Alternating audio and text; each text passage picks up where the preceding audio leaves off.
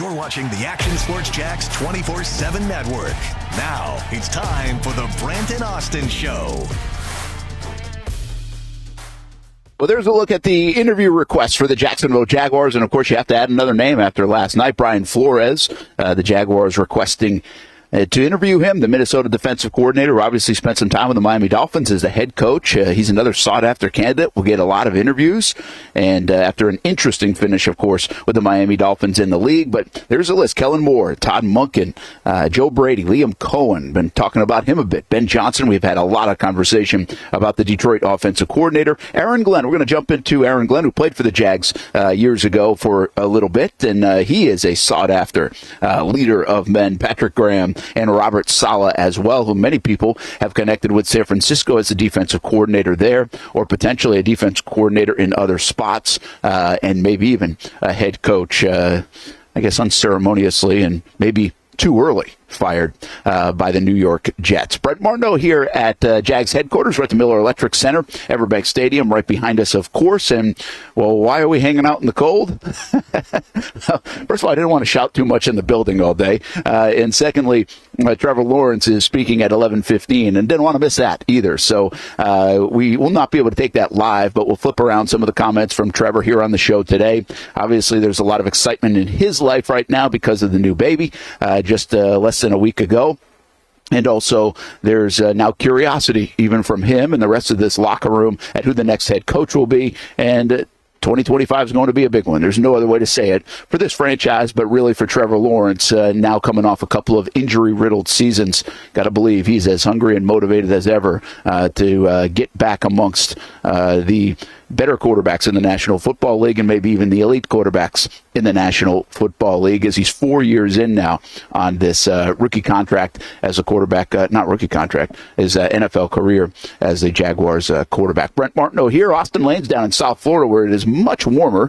He, again, is getting ready for his, well, he's in fight camp for his next UFC fight down there for a couple of weeks. He's going to come back here, and then he's going to go back down there, much like he did in Las Vegas. That seemed to work out pretty well for him, and he got the win the last time out. So he's doing a similar thing this time down in South Florida. So we'll catch up with Austen a little bit later in the show. He's going to be in and out the next couple of weeks, but he's trying to jump in as much as possible, probably around 11:30 today until 1 o'clock is when we'll get Austen. That means Jason Hamby is back in the Action Sports Jax 24/7 network studios. A little warmer there. You know, I was thinking, I was like, should I wear a hat today? Because it's chilly. Like, we're in the 30s, Hamby, right now. And I'm not going to, listen, I have no problem saying I'm from the north, but I'm kind of a wuss. Like, I had the gloves out here this morning as I was setting up all the equipment. Yeah. And then I'm thinking, like, go ahead. I'm thinking, Kaylee, like, I've got hand warmers because early in the baseball, softball season, you know, it gets kind of chilly. And so we've got hand warmers at home, like packets and packets of them, which is kind of a weird thing to have in Florida, but we have it. And then Kaylee got Steph, like, these, I guess you can recharge them, hand warmers for Christmas. And I just thought of it moments ago. I'm like, well, I'm an idiot. I should have brought those things. But we're trying to be dressed appropriate. I didn't need the hat, though. I realized when I put these things on, at least my ears will be warm. Yeah. So I got that going for me on this 30-plus degree day here in Jacksonville. Yeah, I texted you a few minutes before the show needing an answer on something, and then when you pulled your shot up and I realized that you had gloves on, I was like, it's probably tough to text in those babies. Maybe that's why. Well, that's the thing. You know, I tweet so much during the show, too. I was like, I got to take them off, man. I got hands in the pockets a lot today, but I can't tweet with those things on. So, it's no joke out for it's cool. I mean, it's chilly, but actually it's kind of refreshing. I like when it's cold here for a little bit. I like we get a little weak snap of it here, a little weak snap there, a couple of days here or there. And I think we're going to come out of it on the other side this weekend. Hey, how about up in Atlanta? They're going to get 4 inches of snow, perhaps, I think I heard, up there in the Atlanta area this weekend. So, I mean, that's how chilly it is, dipping into the south. And I think I heard Mike Burrish last night say the wind chills this morning were in the mid-20s, maybe even low 20s. And the temperature last night, or yesterday, got to like a low of 28. And, man, that's chilly in Florida, isn't it? Yeah, that's kind of insane. I like trying. It's chilly anywhere, but yeah, I like feeling it for a day or two, so I don't like go overboard with the clothes because it's like it kind of takes away the whole point. you're supposed to feel it, so you appreciate the warmth. If you wear 8 layers, you can't really. There's no difference. So, but yeah, more than a day or two, I'm good. I'm all set. All right. Well, you keep an eye on the chat as well, so we'll engage with those guys. And again, tomorrow, trying to do a little bit of a different show. I mean, I guess it'll feel somewhat similar as we look ahead to the NFL playoff weekend and everything else. But this is going to be a big week to recap here in Jacksonville, from the emotions of it all, from the news of it all, to where we're going here in Jacksonville. And so tomorrow on the show, we're going to take a look at more of the interactions that we've had on Twitter and YouTube this week. I know there's been so many of them. The numbers have been terrific, and appreciate you joining us for all the conversation. I want to get some of your thoughts in there, and even questions tomorrow. So kind of like an open forum tomorrow on the show to kind of put a bow on the week. Here today, we've got Notre Dame and Penn State playing tonight. Maybe we should have gone down to that game in South Florida. That wouldn't have been a bad idea. A little warmer down that way. So the college football semifinals begin tonight and, of course, tomorrow, and then they lead right to a national championship. We'll talk about that game. I like it. Notre Dame, Penn State should be a good one. Hard to predict who will win that football game. I know we got folks in our house rooting for the Fighting Irish, so we'll talk about that game coming up in a little bit. Bigger picture NFL, we didn't even really talk about the weekend given the news of the Jags. And I had a thought, and think about this for a bit if we get to it today or even tomorrow. It crossed my mind looking at the Cincinnati Bengals. The Bengals, you can complain all you want about them not making the playoff, and there was a lot of talk about that Saturday, Sunday, and I don't disagree with it. They could have, but they didn't, because they didn't make it, and they didn't win enough football games, so that's kind of on them. But the bigger story is, man, what a wasted season for Joe Burrow, Jamar Chase, Hendrickson. I mean, these guys put together MVP caliber, all-pro type of seasons, and they don't even make the playoffs. So my thought was, is it almost worse in Cincinnati, where we have major disappointment here, and Brian Thomas Jr.'s season wasted? But we haven't had that kind of season yet for, like, Trevor, and it doesn't feel like we've at least wasted his best years yet. Now, it's not like the window's closing, but you're wasting some of the years of Trevor Lawrence, getting the best out of him, and your franchise quarterback, and feels like you can be going to the playoffs every year with him. But different with Cincinnati. Joe Burrow, the numbers he put up, I just wonder what they're talking about up there in Cincinnati, because when you have those kind of seasons, you feel like you're at least going to the playoffs and maybe get a championship run. And it's almost like save it to next year, Hamby. Yeah, I think it's bad. I don't think it's as bad. I still think you'd rather much be a Bengals fan than you would a Jags fan. It kind of goes back to what we were talking about yesterday, that a lot of fans would kind of want Ben Johnson, as I was saying, because you'd almost rather him get the most out of Trevor Lawrence and be proven right about him. Because we got to at least get him to, in Cincinnati, they're maybe wasting some of the best years, but we haven't even gotten to the best years, so we have nothing to waste as of right now. There's levels of Trevor Lawrence's game that we're still waiting to see. So before you can waste him, you got to get there. And I think a lot of fans that's why I said it yesterday, are in that camp. They just want to see us get there first. If we go 7-10, because our defense we don't have much of an identity, but yet Trevor Lawrence was throwing the ball over the yard to Brian Thomas Jr. much of the same way that Burrow is to Chase and T. Higgins. I think some fans at least immediate level would take that. Yeah, I think that's a good point. I mean, at least it's there, right? And we're still trying to tap into that here in Jacksonville and get the best out of the franchise quarterback. And again, some injuries, and Joe Burrow had to deal with some of that, and he's been able to bounce back. He's a good example of being able to bounce back to that. So at least where that ceiling is, and if you can play better around him. So that's a good point. But man, it just struck me. I was like, golly, those seasons are like epic seasons.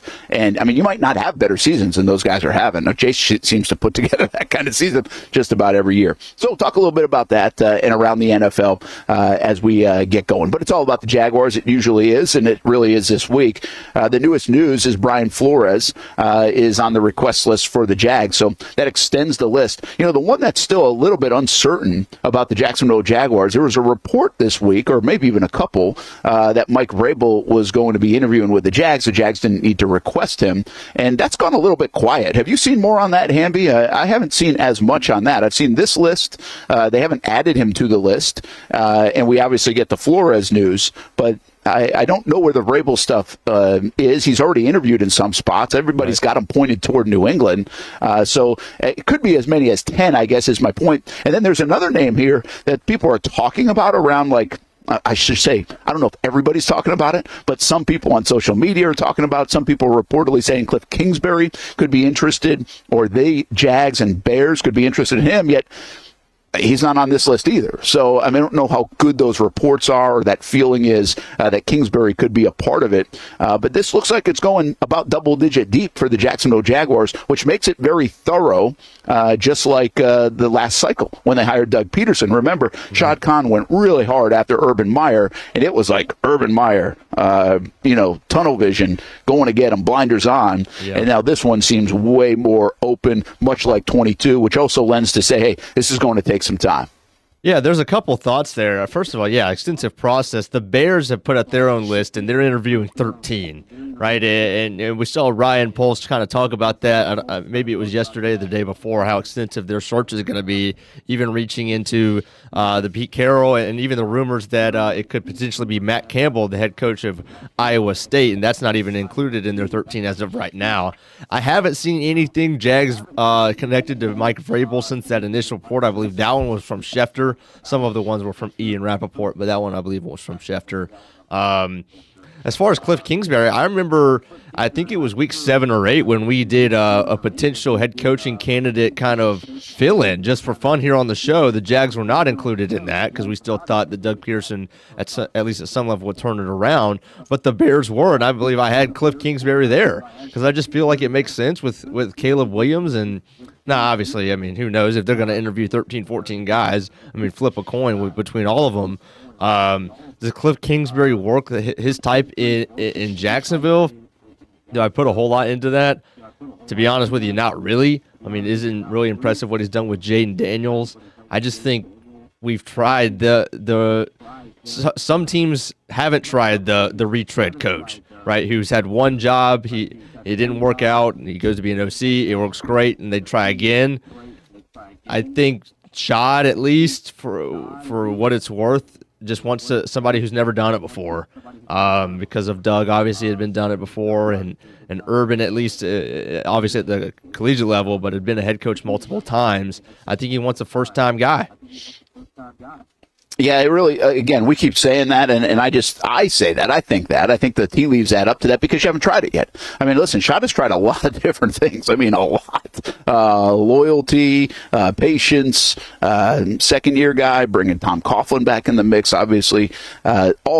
Just every scenario, other than what I would call the young offensive mind that has been a trendy thing in the NFL and has worked in different places, and we don't have to go reiterate that. You know what that is. Everybody knows where that is, the McVays of the world, even the Zach Taylors of the world, the LaFleurs and O'Connells. So I think there's two things that really stand out as you talk about it and talk about it and talk about it. And by the way, when we're here 10 to 1, we talk about it a lot. And then when we get off the air, we're talking about it a lot. And everybody you see, we're talking about it. And then there's these new things that kind of float in your mind, or you're explaining it and you're having a conversation, somebody brings up a good point, and really two things have really started to stand out for me in this process that make sense. And one is the idea that Shad hasn't tried that young play caller, that under 40-year-old, if you will, offensive mind, and it makes logical sense to get the best out of your quarterback. Obviously, going to be a lot of Trevor Lawrence talk here today.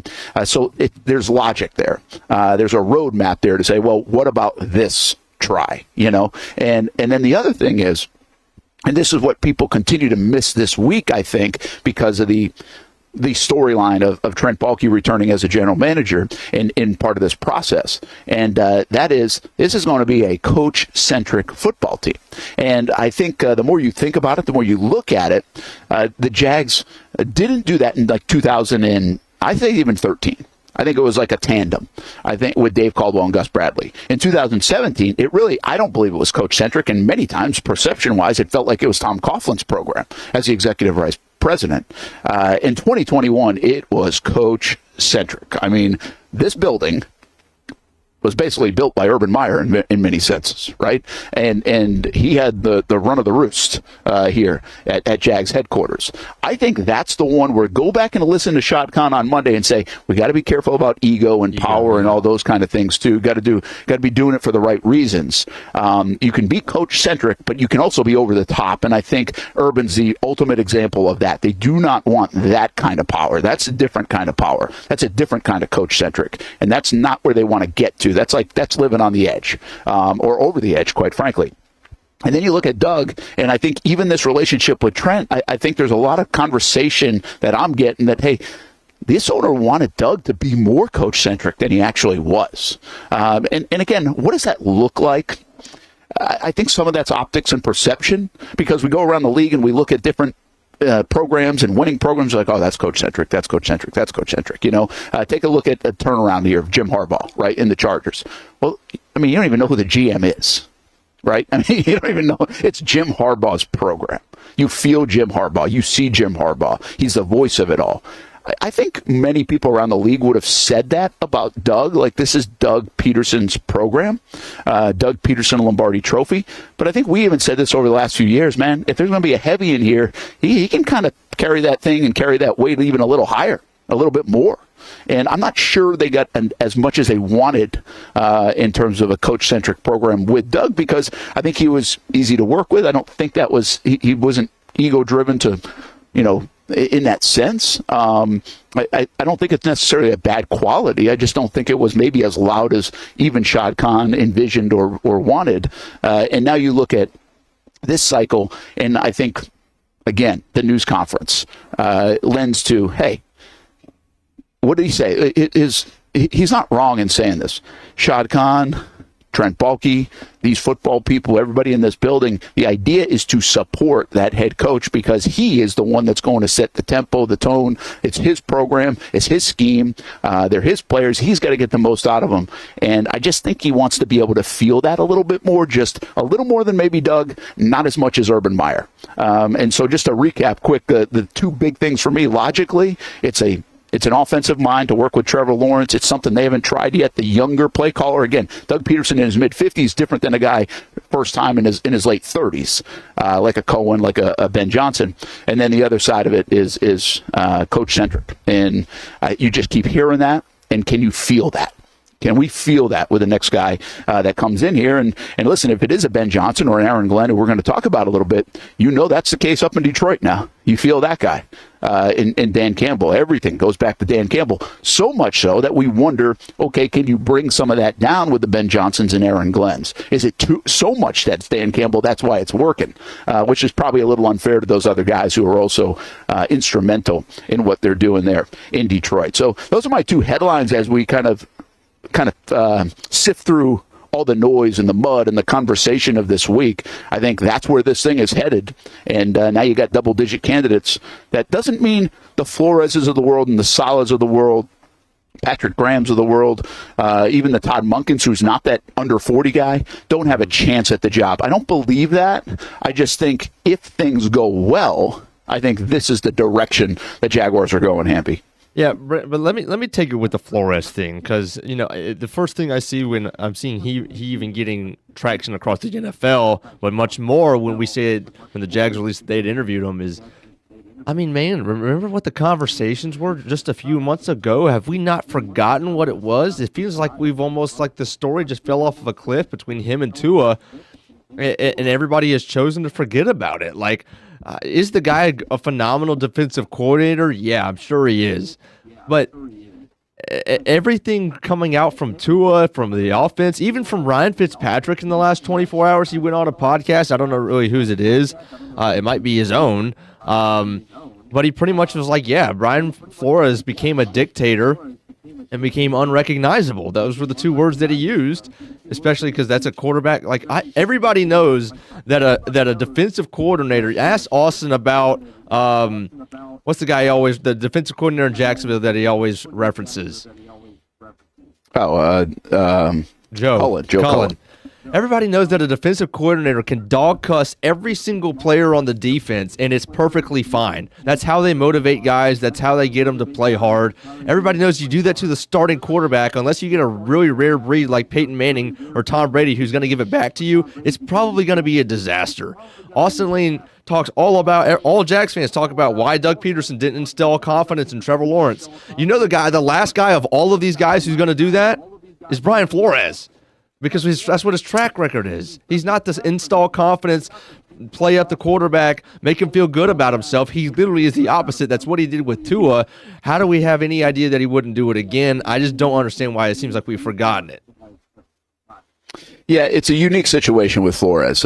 First of all, I would say, and what have we done this week, right? What did we do on the show yesterday? The narratives that are formed, how many of them are actually true? What are the roots of them? How much have been blown out of proportion? I mean, I'm trying to do that this week on so many levels in some of these conversations. It's like, okay, wait, we all said this, or you all said this, or this was the temperature on social media, and that's turned out to not be that true, or at least in the volume that you thought it was. Sure. And I don't know why I've got into this scoreboard kind of thing. It's not necessarily a scoreboard. I just think it's more of a, let's be careful at times, right? Because just because it becomes groupthink doesn't mean it's actually true. And this is why I preach to this organization very much to be transparent, be as transparent as possible, because then you don't get all that, you get less of that. And you can't be transparent about everything, understood. But you can be more transparent, and more transparency lends to at least more facts, more information, more evidence, instead of people just coming up with stuff and just saying stuff and throwing it against the wall, and it runs so deep, then you can't even answer. So, I mean, there are about 10 things that I would love to sit down with Trent Baalke and Doug Pederson and Shad Khan and be like, so is this true? Was that true? Like, to this level, all those things. But we can get there. And so I would caution that a little bit with the Flores stuff, because what I've seen is Ryan Fitzpatrick came out and he was loud about it, right? And then I also see, well, he was the guy that he was a part of it. He was a part of, like, not playing or going to Tua or all those. Like, so there's two sides to it.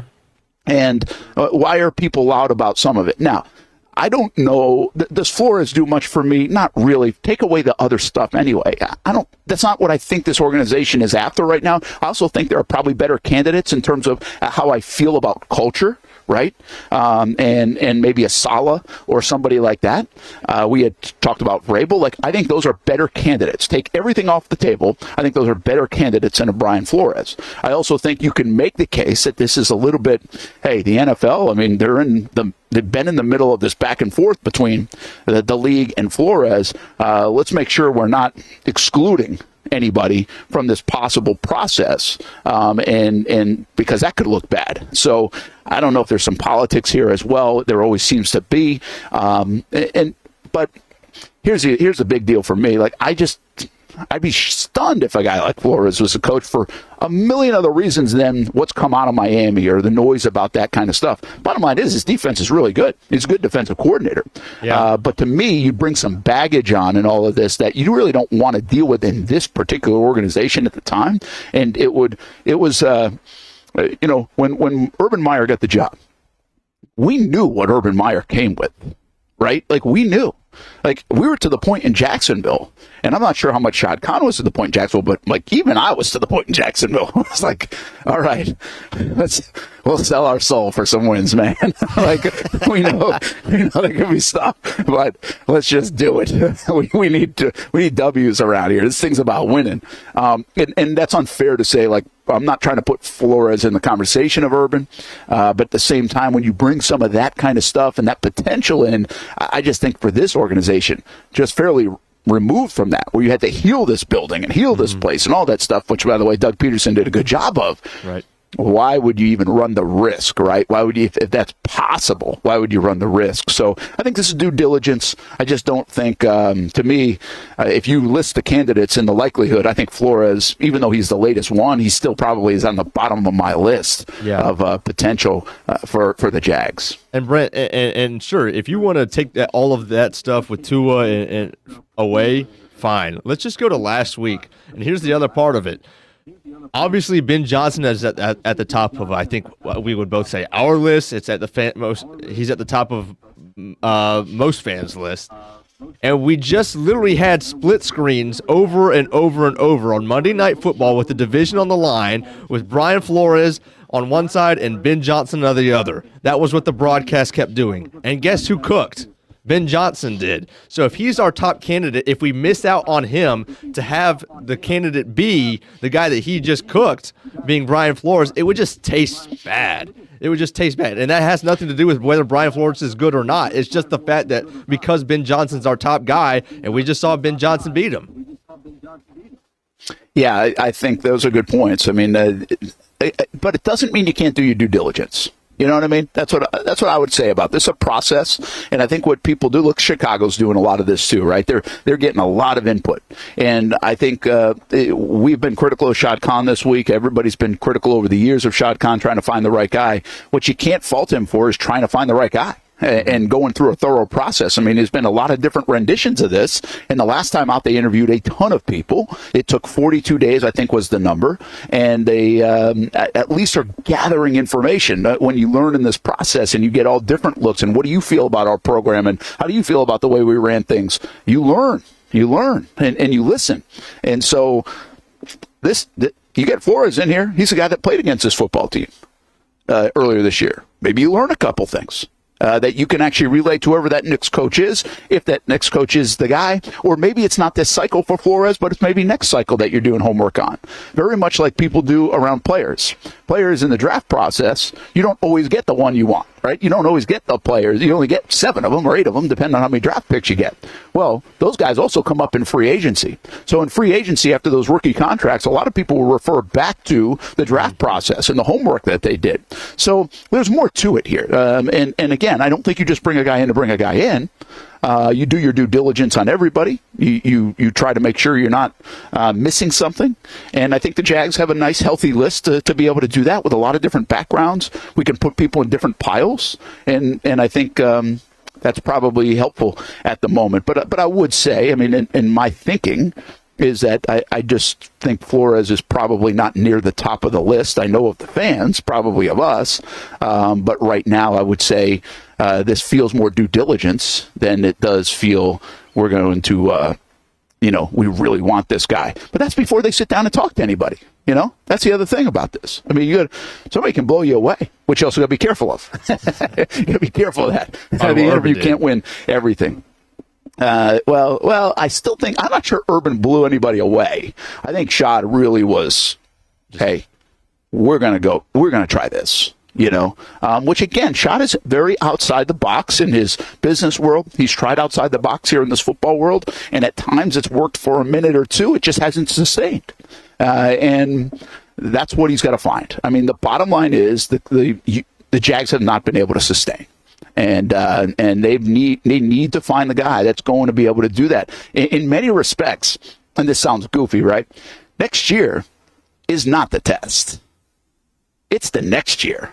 That's the test. I think the Jaguars are going to be pretty good next year. I think they got a good football team. I don't think they're going to get nine turnovers forced. I don't think they're going 3-10 in one-score games. First time that's happened since 1966. I think the Jaguars are going to flip it around and be pretty good. And I think the law of averages says that. But in a weird way, and we'll celebrate it and hopefully have fun with it, and this place will be rocking. But in a weird way, the true test of whoever they hire this time around is coming after that, because that's been the hard part in Jacksonville. I mean, there are the Dallas Cowboys and other teams around the league. The Denver Broncos up until this year, that wouldn't have minded a couple runs in the playoffs like the Jags had in 2022 and 2017. But the Jags just haven't been able to figure out how to do it again and sustain it and keep a guy for 5, 6, 7 years and run the program and have the coach and the quarterback and everything else. And, man, did we think Doug was headed down that way. We thought he was headed that way just 2 years ago and really probably more like 14, 15 months ago. We thought it was heading down that way, and it turns on a dime. in the NFL. Let's do this. Take a break. We're at Jags headquarters. Trevor Lawrence is the topic today. Let's talk a little bit more about the Jaguars quarterback before he hits the podium. Talks a little bit about the baby. Talks about this offseason. Talks about recovering from shoulder surgery. Talks about the change in head coach, what they need. I mean, there's a lot on the table today with number 16, but it always feels good when you hear Trevor Lawrence talk. I think the fans get calmed down a little bit when they hear number 16 talk, so it'll be interesting to see what he has to say today. We're live at Jags headquarters, Brent and Austen show on what looks like a beautiful day in Jacksonville, but my hands and my feet and my nose are cold. It's like in the 30s, people, if you're not here in the River City. Don't worry, it will warm up soon enough. Brent and Austen show on the Action Sports Jax 24/7 network. When it comes to trucks, I know exactly what I want. And at Bozard Ford, they make it easy to get exactly that. Let's go make this truck a little more my style. With Bozard Built, I can create my perfect truck right here. Lift kit? Check. Premium wheels? You bet. Advanced lighting package? Oh yeah. The Bozard team works their magic.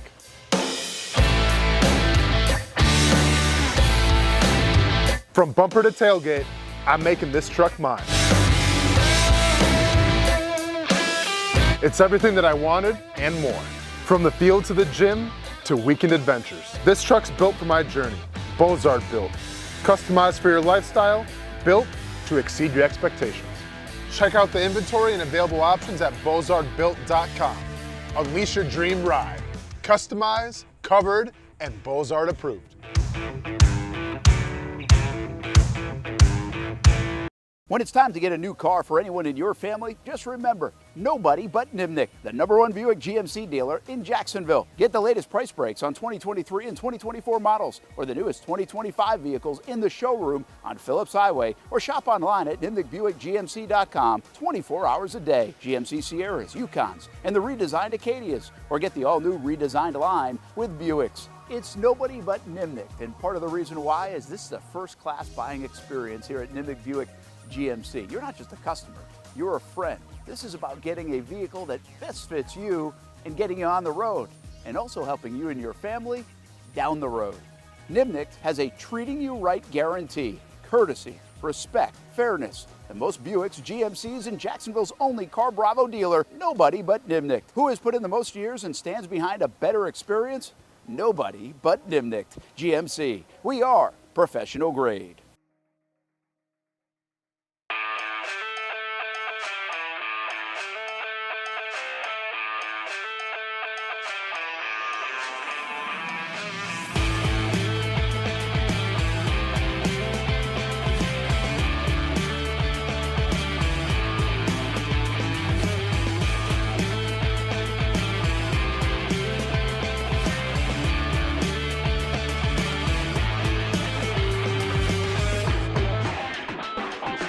If you need a quality play this football season at your home, call That One Painter First Coast. Locally owned and operated, experienced employees, no builder-grade materials. And there's more, and for that, we throw it to Noah Schlicksup. That One Painter First Coast can apparently help your kicking game, too.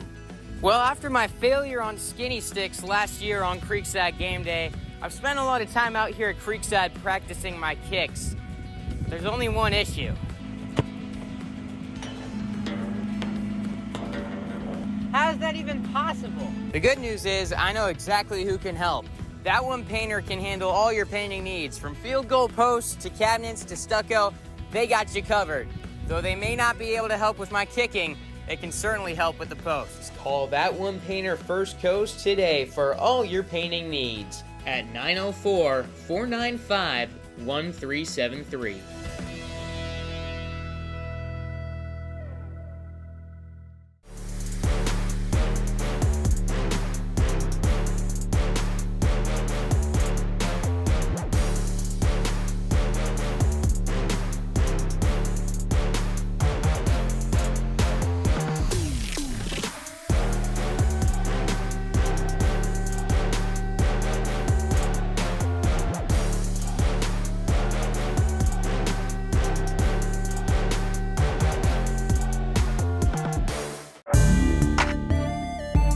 '24 provided plenty of memorable moments for the Jacksonville Armada on the pitch, including another conference championship game appearance for Tommy Krasanovich's under-23 men's team. They sit in the dying moments.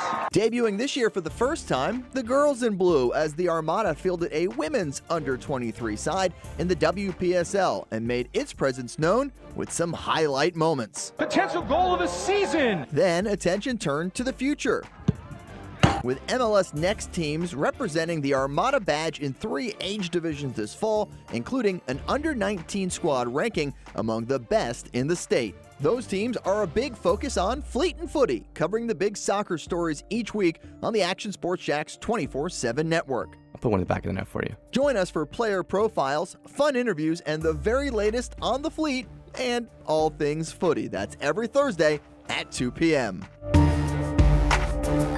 Welcome back to the Brent and Austen Show, streaming on the Action Sports Jax 24/7 network.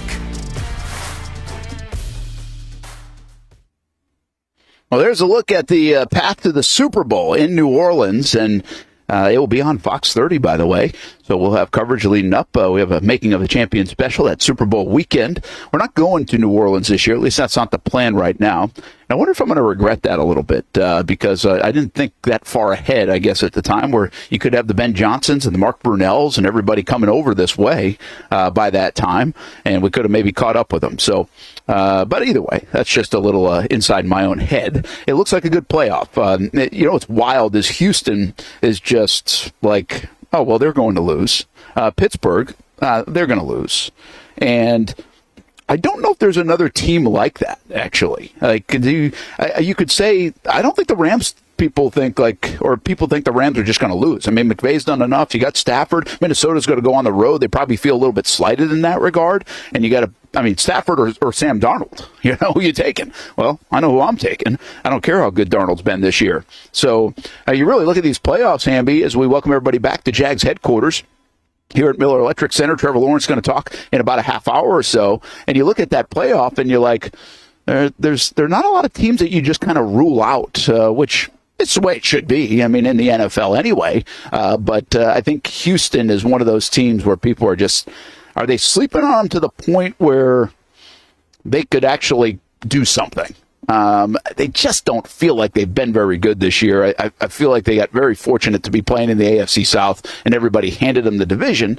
But with all due respect, they did win the division back-to-back years. They've got some players in Mixon and Stroud if he gets going, and Nico Collins. And obviously that defensive front is good. The corners have played very, very well for Houston. I just wonder if people are sleeping a little bit on the Houston Texans going into this football game in particular. And the Chargers are new. Listen, the Chargers beat a lot of teams that just weren't very good, too. They're not like this supreme record against very good teams. I think when Denver and the Chargers met a couple of weeks back, there was this graphic they showed, and each team was like 6-1 or something like that against teams under 500. So who knows? It's the second season. Anything can happen. And the Chargers don't have great history. Herbert doesn't have great history.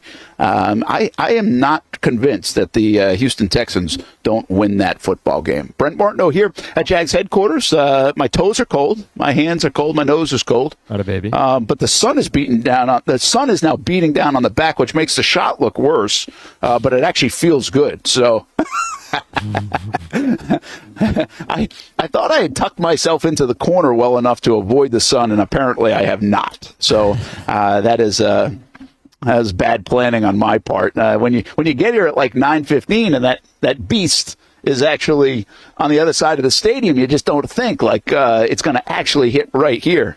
I should know better. So deal with it, people, for now until I can move stuff around, which hopefully I can at some point, but it's a lot of equipment to move around. I'm just keeping my feet where my feet are right now. Hey, we're talking Trevor Lawrence today, right? Big day here to listen to him talk, and first time he's talked in so long. I mean, I was just talking to the guys in the media room about all the different things that have transpired since we last really talked to Trevor Lawrence, and it's a lot. It's a lot in his personal life with the baby this week, which obviously is fantastic. It's a lot in his injury life, in his the medical stuff. It's not just the shoulder. It's the concussions that he's had now the last couple of years. It's that big hit that he took. And then there's the firing of Doug Pederson. And now the search is on. Like, I got to believe a quarterback wants an offensive-minded coach, right? I mean, I think that's a pretty much a given. But I also know this about Trevor. I mean, this is a guy that just wants to win. He wants to get it right. The one thing I really like and appreciate about Trevor, and this is what I've been begging a lot of the Doug Pedersons and the Trent Baalkes and others to do here in Jacksonville, is he is the one guy that's the face of the franchise that understands this place, or at least articulates it. He is the one that, to me, talks to the fans the most. He's the one that kind of gets it, whether that's because he's on social media sometimes, because he's out in restaurants in Ponte Vedra or wherever, and he mingles with people and hears it. I don't know why it is, but it seems like he gets it. And that's why I always say listening to him talk is almost soothing for the fan base, because he relates a little bit, or at least he talks to them.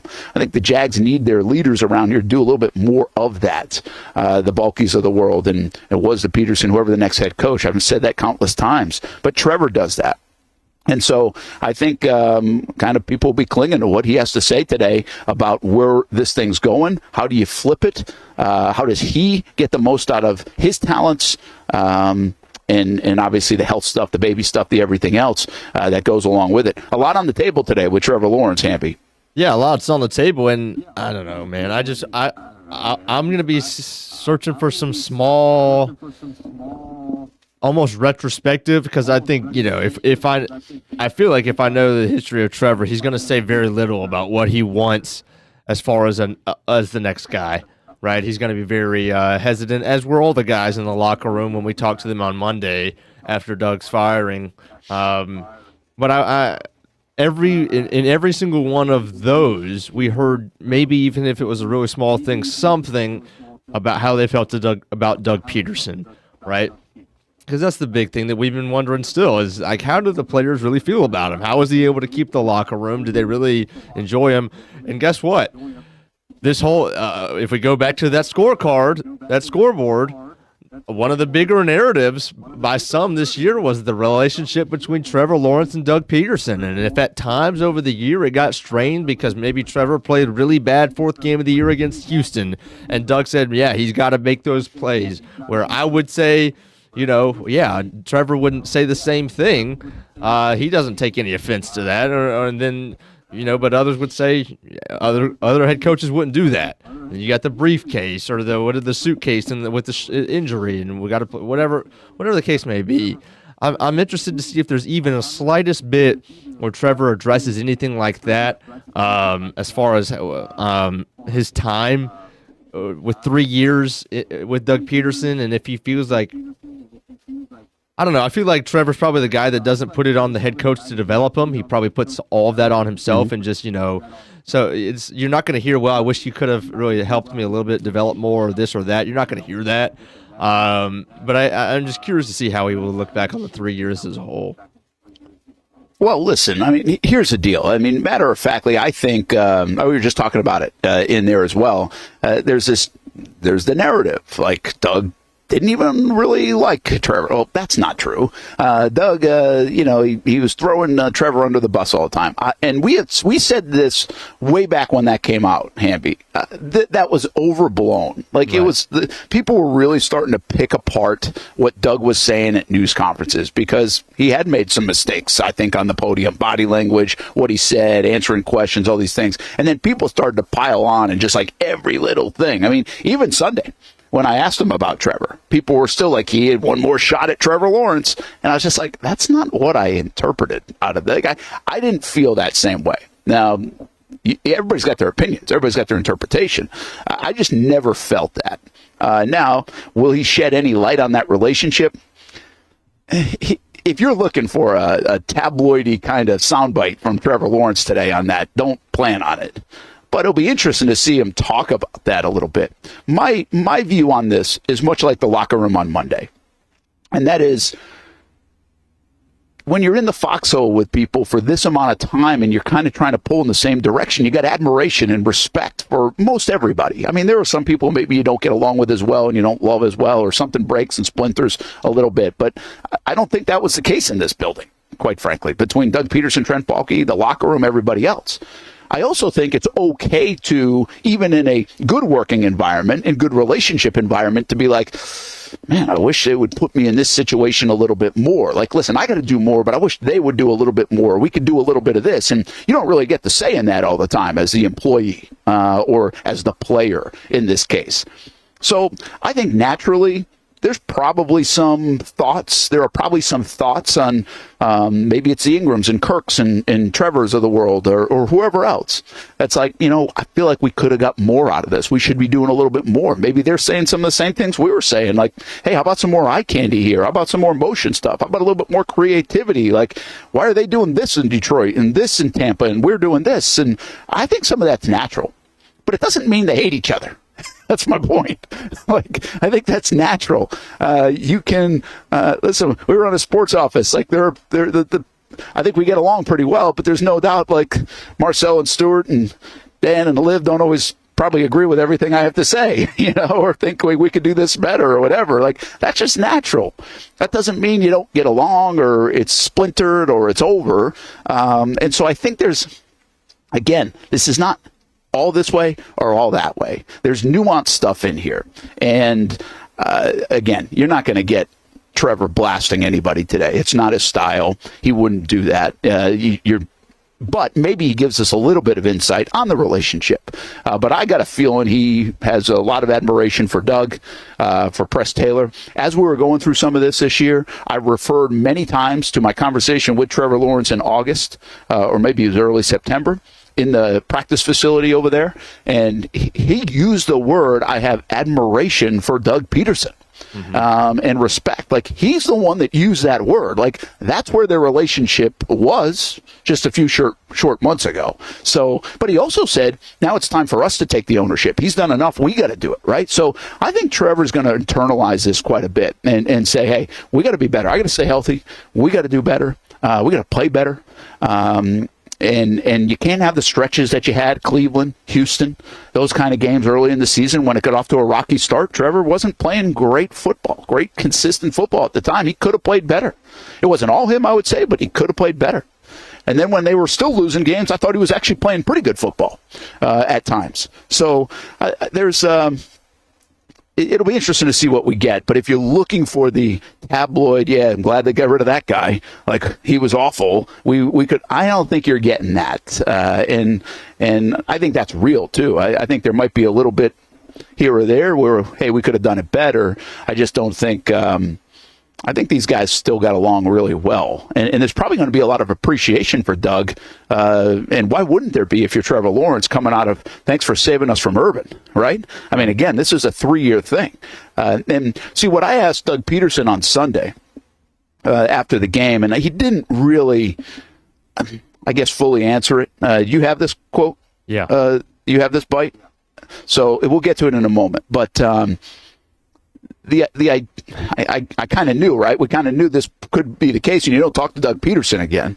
And so after the game against Indianapolis, I just kind of asked him, where's Trevor in all this? Like, where is he in the 3 years of being around him and developing? Where is he in that development? And he kind of took it a little bit different, but I guess that's the $1 million question. He answered it more from a health standpoint and everything else, which we'll hear in a second. But I think that's something as well Shad Khan's got to look at, and probably in his valuation needed to look at. Where is Trevor Lawrence 3 years with Doug Pederson, even though we know it started in a rough place after Urban Meyer? And where is your franchise quarterback? Well, everybody was on board that paying him, and he's the guy for the future. Okay, check that box. But we all feel like we still haven't seen the best of Trevor, and we're 4 years in and consistently haven't seen the best of Trevor. Where do you find that? How do you get that? And we had conversations this year like maybe Doug can get you to here, but can he get you all the way to here? And I think that was a curiosity, maybe of the owner, but definitely of all of us, maybe even of Trevor, quite frankly. And you're looking at a couple of candidates here that, man, that they've really gotten the best of their guys. I mean, Liam Cohen He wasn't alone in turning around Baker Mayfield. Canales was too, but he's getting the best of them right now. I mean, he just threw 40 touchdowns, Baker Mayfield. And Jared Goff, same thing. This guy's getting the best of them. How can you not get excited potentially about that if you're a guy like Trevor Lawrence and potentially those guys are coming in and there's a history of them doing that? Because let's be honest, there's a history of Doug Pederson working magic with some quarterbacks, Carson Wentz and Nick Foles, and he took them to here, but he never really helped sustain that either. Now, that might have been on them. They just didn't have the talent. They weren't as gifted. But he never did sustain those guys. He got them pretty good. And Trevor, we saw in the back end of 2022 playing some of the best football in the National Football League. So Doug got him there. But we know there's more in there. We know that there's a higher ceiling to hit with Trevor Lawrence. Here's Doug after the game on Sunday talking about number 16. I'm excited. He's excited. He's looking forward, obviously, to the offseason and really, I think overall learning from this year and taking it another step further and getting better himself and getting better as a team. But, I know he's excited and really looking forward to the opportunity to get back out on the field when he can and sort of righting the ship and getting us back on track. So, again, a little bit more from an injury perspective. And, part of that, too, and I know you didn't play all that, Hamby, is like he's got to stay healthy, right? He's got to stay healthy. And he knows that, I think, is what he said. Listen, this is a league where you get hurt. I don't look at – do you look at Trevor's injuries and you're like, well, that was dumb? Like, no. Why did he do that? Like, no. I don't look at the injuries this year. I mean, you got cheap-shotted. He was getting down. And then another one, he's going for a first down and trying to win a football game, trying to make a play. Like, that's football. Like, I don't know. We can sit here and say all we want that he's got to stay healthy. And sure, you can do some things there. You get down, don't take as many hits. I mean, we talked about this with many quarterbacks, Lamar Jackson, Josh Allen. But there's a little luck factor in here, too. Right. Hey, didn't need to get cheap-shotted. I mean, if he doesn't get cheap-shotted, he doesn't go out in that game. And that doesn't start to derail things again. So, and he was very unfortunate, even going back to last year when Walker Little got pushed back into him. I mean, that's just the nature of it, man. Sometimes you got to get lucky on the injury front. 100%. And 100%. Yeah, some people want to take injuries and hold it against the guy and say, oh, yeah, you can't really count on him at all going forward because he's injury prone. Look, with running backs and stuff like that, maybe I think about it a little bit more, but even then, I don't really put a whole lot into it, especially at that position. But look, he's going to be fine. He's going to be fully healthy. Everybody wants to see what he looks like in a 17-game season, but even if he plays 15 or 16, like you don't even you can make an argument that if Trevor doesn't get injured the second time, doesn't take the hit from his season, that Doug still has a job. Like if we win the two more games at the end of the, I mean, probably not really beneficial to get into that right now, but you could definitely say that. So yeah, just as long as he stays, you want to see him play 17 games next year. But at the end of the day, again, it goes back to the coach that's going to put him in the best position to succeed. Yeah, listen, we'll see. You got to stay healthy. I get it. I mean, the Jags need him to play 16, 17 games. I was majorly concerned about this. And I thought, remember when he did get hit and he got the injury and people were like, just shut him down. The Jags are whatever they're at, just shut him down. Mm-hmm. And I was like, nah, I don't agree with that. I think, so which came first? The shoulder injury came first, right? That was against Philly. Yep. So the shoulder injury came first. So that's what I'm talking about. And I was like, no, don't shut him down. Like he missed a game or two or a game or something. And I don't think you shut him down here. Because I think the last 6 games of the season, that's what it was, coming off the bye. And the last 6 games of the season could be very important for him to play good football. You have some teams that are beatable there, to get wins in Jacksonville, to turn the narrative. And then the worst thing possible happened. He got cheap shot and then got hurt again. Mm-hmm. So now really the worst thing happened because now you're like, well, he's missed a lot of time in the last 15 months. Now we're going to start calling him and there'll be questions, hey, are you injury prone or that? You don't want that. But, I mean, the only thing that I think could have been even worse about playing is if he just played really poor over those 5 or 6 weeks. But right there is injuries, because now that's what we talk about. Now that's what every time he gets hit in the early part of next year, or okay, don't run for that, or get down, or nobody cheap shot, all this stuff like that starts entering your mind. Again, we've done that with guys. We've done that with Lamar Jackson. Now that has helped this year that he's been healthy and played all the way through. But he needs a healthy season to play all the way through in 2025. And then on top of that, you need the good play. But we are sitting here in the last, now I say 15 months because I go back to December 3rd of last year, basically, or December 4th, that Monday night game, and which would really be just 13, 14 months. And just like, I don't know how to comprehend the last 14 months on Trevor Lawrence. Injuries come to mind. Bad play in 3-week span against Houston and Cleveland, like not good enough play, I would say, at the very least. And then there's some in there that I was like, dang, that was pretty good. If the rest of the team wasn't doing its part, but that was pretty good.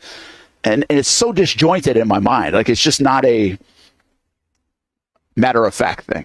And I think what we need some clarity. Everybody needs some clarity around the franchise quarterback to be like what they have in Cincinnati. You can be mad in Cincinnati. You can be, hey, we wasted these years in Cincinnati. You got to fix the defense in Cincinnati. Should have been better than 9-8 in Cincinnati. But you're not asking any more right now. Is Joe Burrow going to stay healthy, or where can he be amongst the best quarterbacks? And I'm not even saying Trevor needs to be Joe Burrow. I don't think you need a top 4 quarterback necessarily to win. But I think we need to figure out like where his place is. And we don't know. We really just still don't know his place in the grand scheme of things in the NFL to be like, we can count on that in Jacksonville.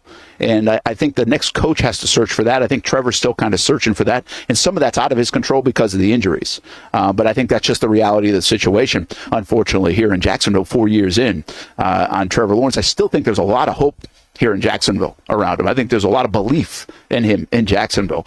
But now we got to see it on Sundays for an extended period of time is the point. Let's take a timeout. Brent and Austen show. Minus Austen, at least for the first hour. He's going to join us in the bottom of the 11 o'clock hour from South Florida as he gets ready for his UFC fight. Jason Hamby hanging out, of course, as always, in the Action Sports Jax 24/7 Network studios. And we are hanging out here at the Jags headquarters, Miller Electric Center, because Trevor Lawrence talks in about 15 minutes or so. Action Sports Jax 24/7 Network, more than just our show. It gets going with Miller and Moulton in the morning, and then a little bit, right after us, the Blitzies, a replay. If you missed any of the high school football award show we do, check it out at the Blitzies at 1 o'clock. 1:30, Jags Report live from Monday night at String Sports Brewery in Jax Beach to put a bow on the season. And then a live edition of Fleet and Footy with Stuart Weber coming up at 2 o'clock talking soccer. You find the network, actionnewsjax.com, the Action News Jax app, or Action News Jax now on your smart TV. If you don't see a pit, it ain't legit. When you hear that, you think Bono's Pit Barbecue, a staple in Northeast Florida now for 75 years. A place that feels like home with friendly service, a meeting place for friends, family, or business occasions. On the menu, the corn nuggets are a favorite in our house, but there's something for everyone. Sandwiches, platters, salads, sides, desserts, and family feasts. You see Bono's all over the place in Northeast Florida. You know, there are almost 20 locations in the Jacksonville area now, so stop on by, sit down, and dine in with Bono's. You can also take it to go. There are drive-thrus in many of the locations, and they have delivery options too. Just download the Bono's app to make things easy.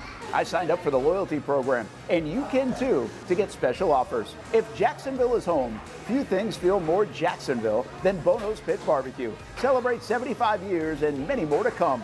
Bono's Pit Barbecue. If you don't see a pit, it ain't legit. For the game day hustle and every day in between. Juggling my show, Jag Social, to going under the Friday night lights and a social life, it's a daily tournament. But this ride, MVP status. The all-new 2024 Lincoln Nautilus isn't just my car, it's my personal locker room, office on the go, and VIP lounge on wheels. Let's talk tech.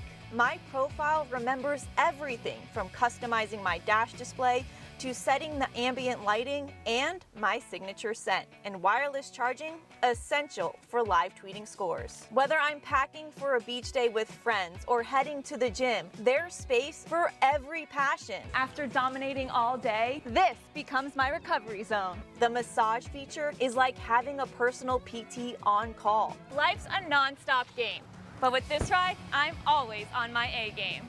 The 2024 Lincoln Nautilus Drive. You trust CGC to make your water great, and now you can trust CGC with your plumbing needs as well. Fast, convenient scheduling, licensed and insured. A quick call away at 904-552-1242. You never know when you're going to have an issue with a shower, toilet, or maybe it's a sink that sometimes is easy to fix. All right, let's be honest. I'm not fixing anything. I'm totally staging this because when I have a plumbing problem, I call CGC Water Treatment and Plumbing. Trained professionals, transparent pricing, customer satisfaction. Small problem or even a bigger issue. Right now, save 10% off a new Rinnai tankless water heater. The experts with 25 years of experience at CGC Water Treatment and Plumbing can do it all. Call 904-552-1242 or visit cgcwater.com. For a limited time, CGC is waiving the trip charge on all related plumbing calls. CGC Water Treatment and Plumbing, an authorized independent Connecticut dealer. Florida license number CFC 1432579. Here on Spring Sports Media Day on Action Sports Jack. It's an opportunity, an education beyond the classroom and the sports arena. Life skills, testing skills, social skills. It's called High School 912, a program focused on maximizing the growth of students in academics, sports, and life. And here's your chance to get involved. If you're a local business, or if you just want to make a donation to help support programs like ACT and SAT boot camps, career days, Leadership Academy, Financial Literacy Academy, and so much more. Another Nice High School Panther, Jack Cole. High School 912 supports and hosts high school sporting events and several media days throughout the year. For more information on how you can get involved, visit jackshighschool912.com. It's the place we party in football season with Jaguars All Access. Welcome to Spring Sports Brewery, everybody. Say hello to our guest tonight. That is Trevor Lawrence. You can bring your party or event to Spring Sports Brewery in Springfield any day and any time. Rehearsal dinners, corporate events, birthdays. Here at Strings, you can enjoy the inside area and the outside area. Good for any weather, good for any occasion.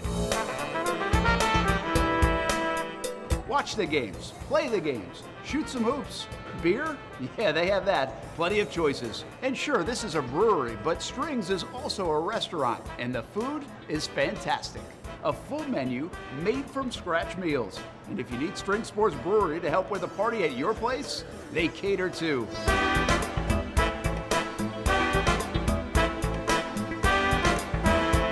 Family, beer, food, sports. Spring Sports Brewery in Springfield.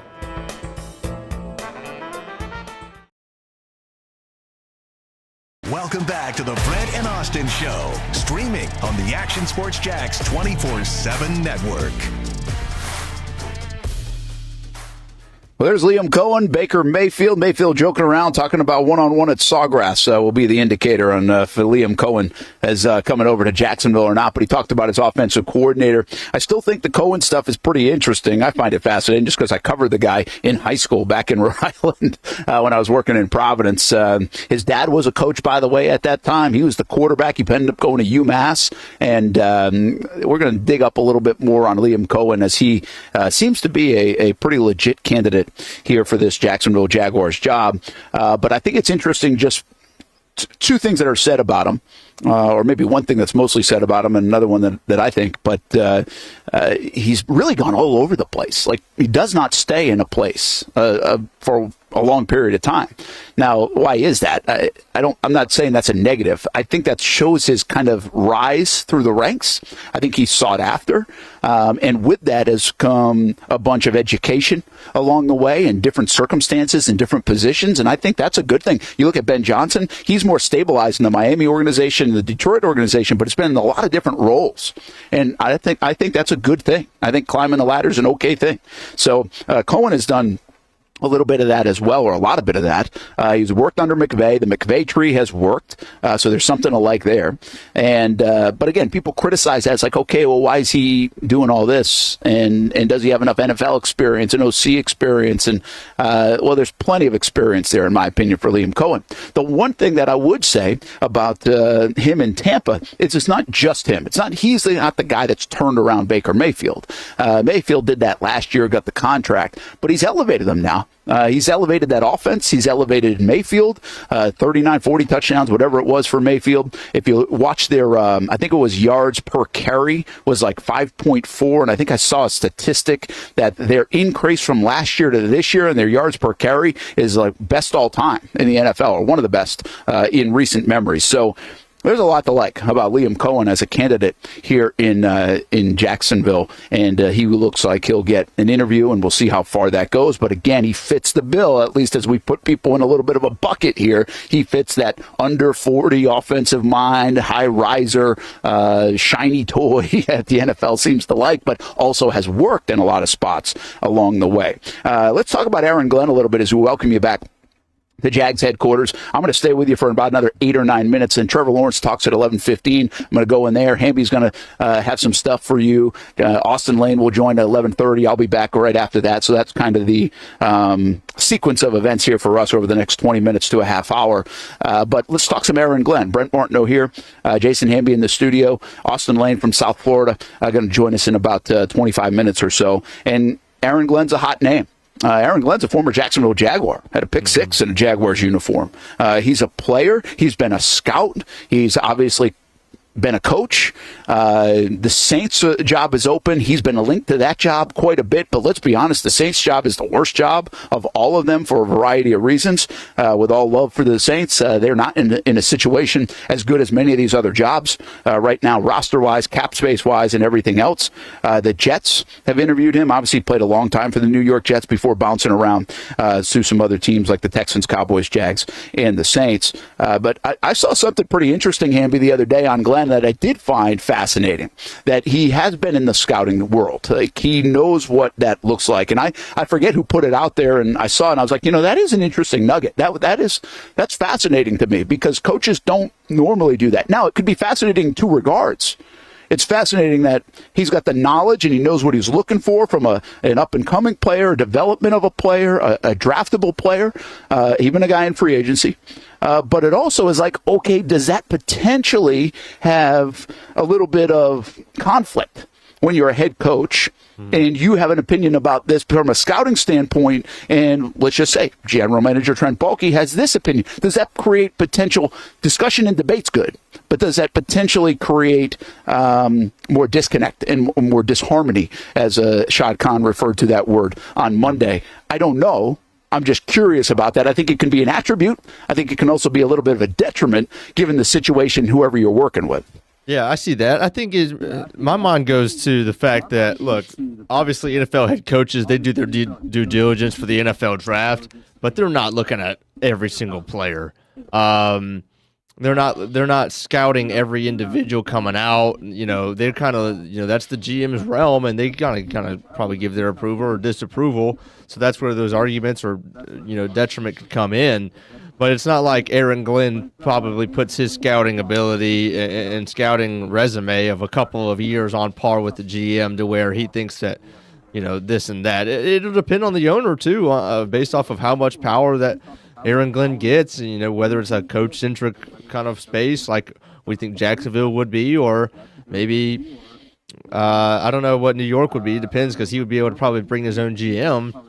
So maybe that would even help there in a spot where he's going to be able to pick his own, because he's been on the personnel side of things. Does he have more of an inkling? Because that's one of the things I'm most curious about. Does a head coach know what a good GM looks like if he's never picked one before? Like, if Ben Johnson per se, hypothetically would be the guy who wants Baalke out, who kind of what we talked about over the last 48 hours, where respect Baalke, all good. I think we can do it better. Well, does Ben Johnson know what better is? Does he have a guy in mind? And how do we know that guy's going to be good? Because it doesn't do us, it's great if we have a great head coach, but what if he brings a terrible GM? then we're in a That's a good completely point. other That's a good point. situation. But maybe Glenn, because he's had those years of scouts, maybe that helps him a little bit. Yeah, I think that's a good point. I think change just for change is also dangerous. And listen, there's so much that dynamic is so interesting. Now, before you know if a guy's good or not, it's certainly important to be in sync, right? To have the synergy, to have the chemistry. So I think that's really the question about the next guy comes in here working with Balky, all the rest. Listen, Doug Pederson carried a Lombardi trophy into this building and said, hey, I'm cool with it, and seemed to work. Seemed to work okay. Now, I mean, it didn't work in terms of results at the end of the day, but it seemed to work in terms of relationship. That's one thing. The question is, will any of these guys have a problem with that, or do they feel like they have a better choice? I think that's a very good call. I don't know. I mean, really, you can just ask the question, what makes a good GM? Well, I'll tell you their record, right? But how do you know until the guy does it? And so what are the relationships like? But I think it starts probably with relationship, vision, philosophy, and if they're on the same page with that. And that's why I think it's a little tricky when you've got a guy already in place to be like, okay, you got to join my philosophy, or we got to see eye to eye, or we have to be in line even though we don't even know each other. That's where we come up with this arranged marriage stuff. Well, I think that gets a little tricky. I just think it gets tricky for sustainability. And so I'll always reference the Gus and Dave thing was good, other than the results. Like, the idea of it was good. They got along. They had the same vision. They were on the same path. They had the same plan. It felt like they were on the same contract. Like, all those things were good. But then you got to get it right. And you got to get it right picking free agency, trades. Then you got to get it right on the field. And that part obviously never came, or it didn't come early enough for Gus, and then they change and move on. So there's a lot of there's a lot that goes into it, man. There's just not simple. It's not simple. I know we make it try to make it so simple sometimes. And the other thing is we just don't know. We're not in these meetings. We don't even know what this looks like. We don't even know how it works. We don't know what questions are asked. We don't know how people feel. There's just so much unknown that we're not working with, that obviously Shad Khan is working with, and other people that are going to be a part of this process. But back to Glenn, real quick. He's gotten a lot out of that defense now. And I think people like that, right? Is that the why? You get a defensive guy, you feel like you got a culture guy. He seems like a wonderful man, first of all, which always is a good thing. If you watch some videos, he's matter of fact. He's a good communicator. Like, I've seen some of the stuff out of Detroit. All those things look good. I don't know him. I don't know all that. It just feels good. Those things feel good. But I think you got that for almost every candidate, or they wouldn't be a candidate, most likely. So why Aaron Glenn? Why? I think people around here are like, hey, I like the idea of this. And it may be even more than a Sala or even a Vrabel. If you pick a defensive guy, I think people like Aaron Glenn, and I feel like a lot of that is performance-driven the last couple of years, because it wasn't always a good defense in terms of roster, or at least now because of health in Detroit, yet they still get a good amount out of those guys. Yeah, and then a lot of it is exactly what that is. It's this year. I think a lot of people probably have the same idea of Aaron Glenn as me. For those of who didn't watch him as a player, the first kind of inkling we got was when Hard Knocks was with Detroit. And that's where everybody got a great glimpse of Dan Campbell, right? And a lot of people fell in love with Dan Campbell, but we also got a good behind-the-scenes look at Aaron Glenn. And that's where we get that culture kind of aspect where, look, if a guy's played 15 years in the NFL, I don't care if he's not a Hall of Famer, immediately every single guy in that locker room is going to respect that guy, because they know exactly how hard it is to play to get a second contract in the NFL, to stick around that long, much less play 15 years, much less have over 50 career interceptions. Like, it's not just like this guy was, just found ways to stick around. Like, no, like, he was a legitimate playmaker. And obviously I can't say that as a guy who watched him. I'm saying as a guy who's just looking at his stats. I can't even speak to the kind of player exactly that he was. Brent, you got to head out? Yeah, I'm gonna probably head out in another minute or so. Well, you keep finishing your thought. I know you got some sound to go through too, but more. Here's what I would say, and this is. I feel like Aaron Glenn's got momentum. Obviously, when you're one of the best teams in the National Football League, you deserve momentum. You've earned momentum. I think what you just said about the playing days, I think that matters. It resonates. But hey, Doug had some of that too, right? Been around the league for a long time, so I think. I think the question, though, is are we getting enamored with last week? Are we getting enamored with the last couple of months? Is it all right there? And I would suggest it is. I just want to kind of talk around it a little bit and like, okay, why? We've seen Vrabel do it, right? And we've seen even Saleh do it. Mm-hmm. So if you're going to go that way with a culture and guys that have done it, and you feel pretty good about some of the things they've done, even though it wasn't all roses, wouldn't you lean that way over a guy you haven't seen do it? Is the point that I would make. And yet I don't necessarily feel that way. Like, I think I'd be pretty excited about a guy like Aaron Glenn. So he's an interesting candidate to me in that regard, depending on if you want to go culture and defensive guy, which has had a lot of success in the league and almost a safer pick at times, or you want to go to the offensive mind. So I'll send it back to you. I'm going to go into Trevor Lawrence. We'll have some of the sound from Trevor flipped around over the next half hour or so and even throughout the rest of the show. Hamby's going to take it for here in a bit. We'll hit a commercial break, and Austen Lane will join him at the bottom of the hour. Then I'll pop back out right after. We'll get some thoughts on what Trevor has to say. So more to come from here at Jags headquarters. Send it back to Hamby in the Action Sports Jax 24/7 Network studios. You got it, Brent. To continue that point on Aaron Glenn, look, when you talk about is this a guy that we're just getting enamored with in the last week, a huge part of it, guys, is the injuries for the Detroit Lions. We know they have the most guys, I believe, on IR, and it's not even closer than any other team in the NFL. And yet, let me get that echo out of here, and yet, they just beat a Vikings team and beat them bad, and the defense is what gave their offense a chance to pull away late in that football game and win. I mean, minimal points for the Vikings. JJ was shut down, Addison shut down, and they're trying backup corners out there. What does that tell you? Did that corner, that backup corner, just have the absolute game of his life against Justin Jefferson and all these things? Like, yeah, that's part of it, but that's scheme, that's culture, that's will, it feel like, from a defensive coordinator who's not going to make a single excuse of all of these injuries, and it's not just in the secondary, it's everywhere. But a guy who's nonetheless is gonna suit up and look, challenge his guys, and he gets the most out of them. I don't think there's any possible way that you can make an argument that he doesn't. I mean, yeah, it's last week and it's that, and that almost speaks for itself, but it's the whole year. They've been dealing with injuries just as much as anybody.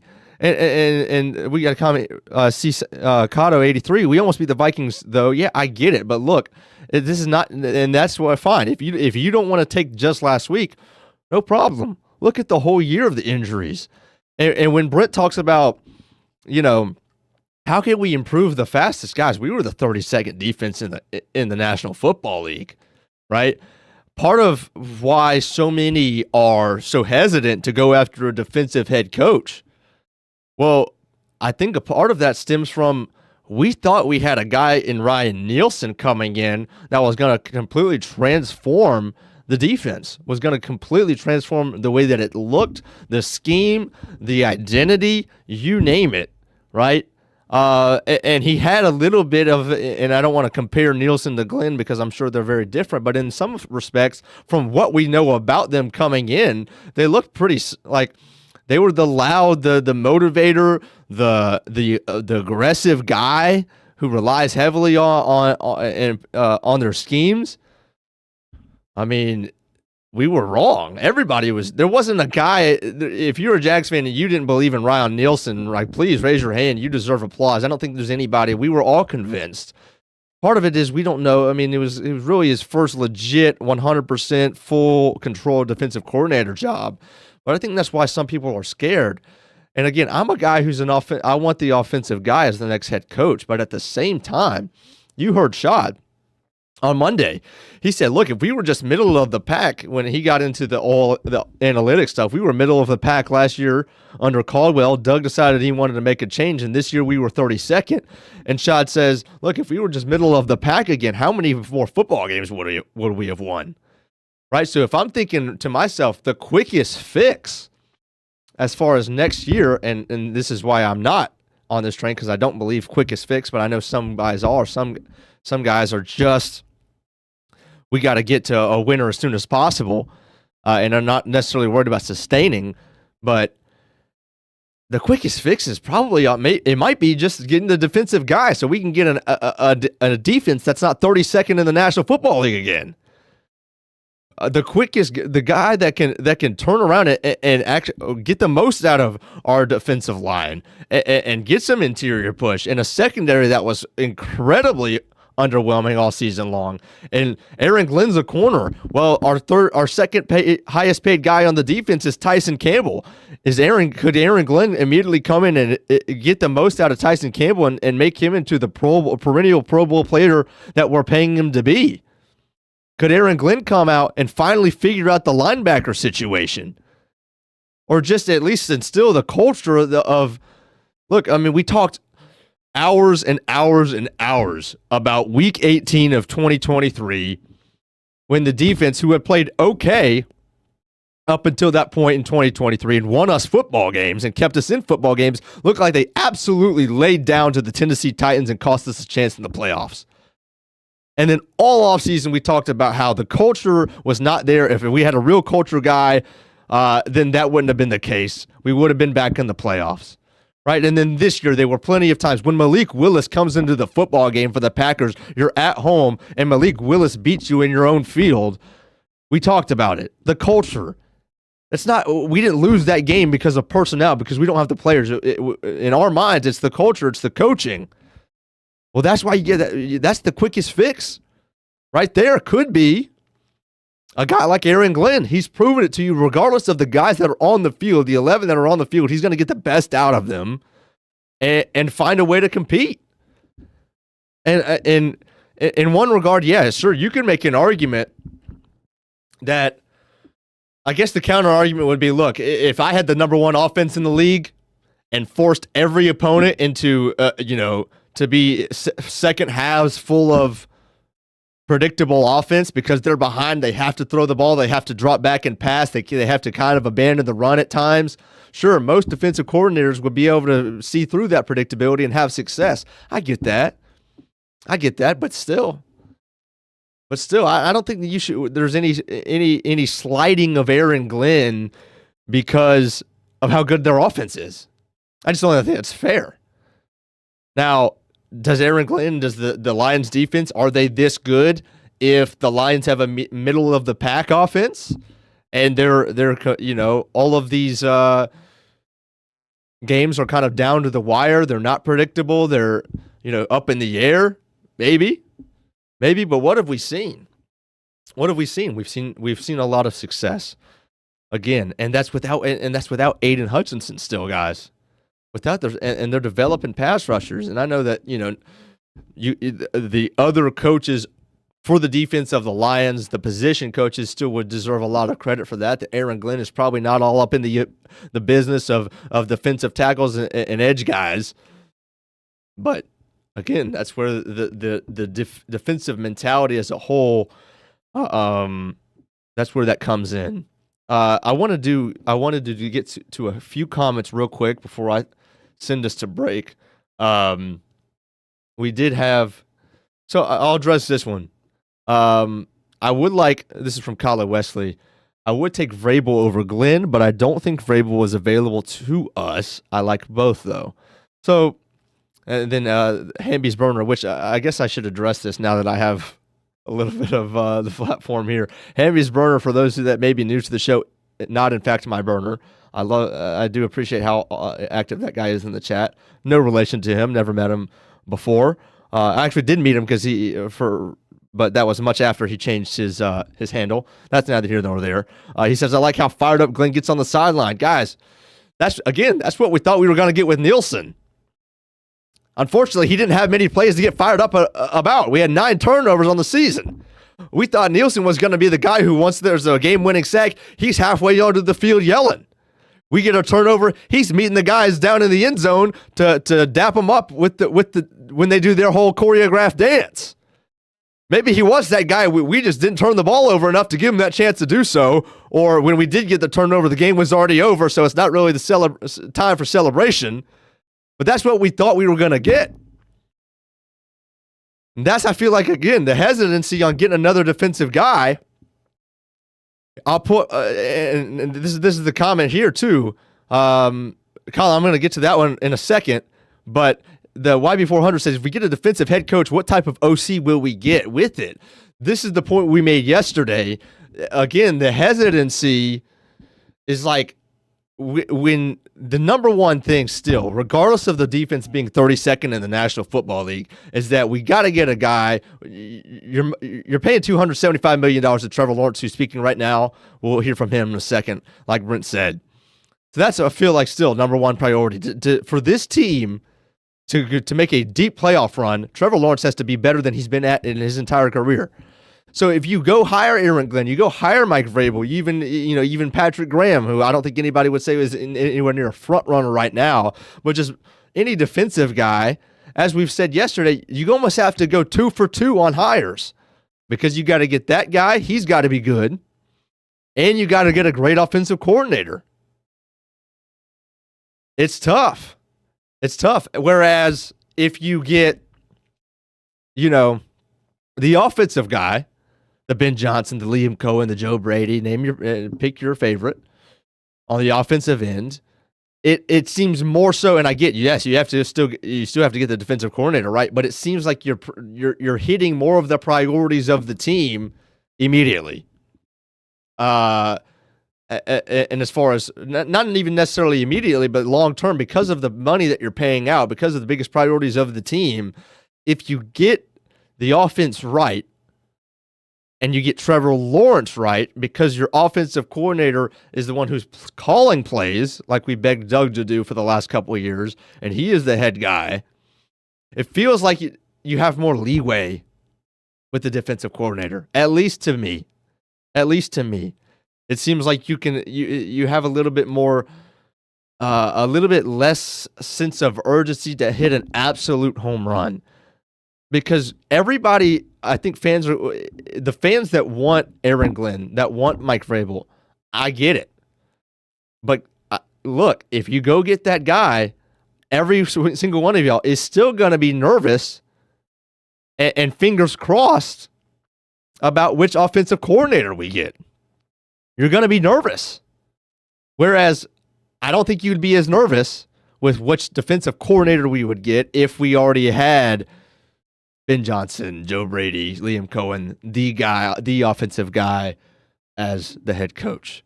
I'll stop rambling. We'll get out of here. We'll get to a break. When we come back, we'll hear a little bit from the players. I want to go back to that. I teased that earlier at the beginning of the show. What they had to say about Doug Pederson. We talked to a bunch of these guys on Monday about what Doug had to say, or about their reaction to Doug being fired. Yes, you get a little bit of the cliche. Yeah, it's the business. But these guys, they put a little bit out there. So we're going to hear from that. And then we're going to hear from Trevor Lawrence also as soon as that wraps up. We'll get that to you in just a minute. We'll be back on the Action Sports Jacks 24/7 network. Burgers or breakfast, you can get it all at Whataburger. Try something new on the menu or an all-time favorite like the Whataburger Patty Melt. And now you can have breakfast here at Whataburger 12 hours a day, 11 p.m. until 11 a.m. Menu items like the bacon taquito, sausage taquito, honey butter chicken biscuit. Whether you work the late night shift, just want a snack early in the morning to get your day started, or a little pick-me-up late in the morning, 12 hours a day, breakfast served, 11 p.m. until 11 a.m. A dozen locations in Jacksonville. You can order pickup or delivery and download the Whataburger app. New rewards members get free Whataburger items when placing their first online order. Just download the app. And for us coffee drinkers, Whataburger has all new hot coffee and iced coffee too. Satisfy that coffee craving at Whataburger 24/7, and it comes in a variety of flavors. Burgers, breakfast, coffee, and so much more. Whataburger, just like you like it.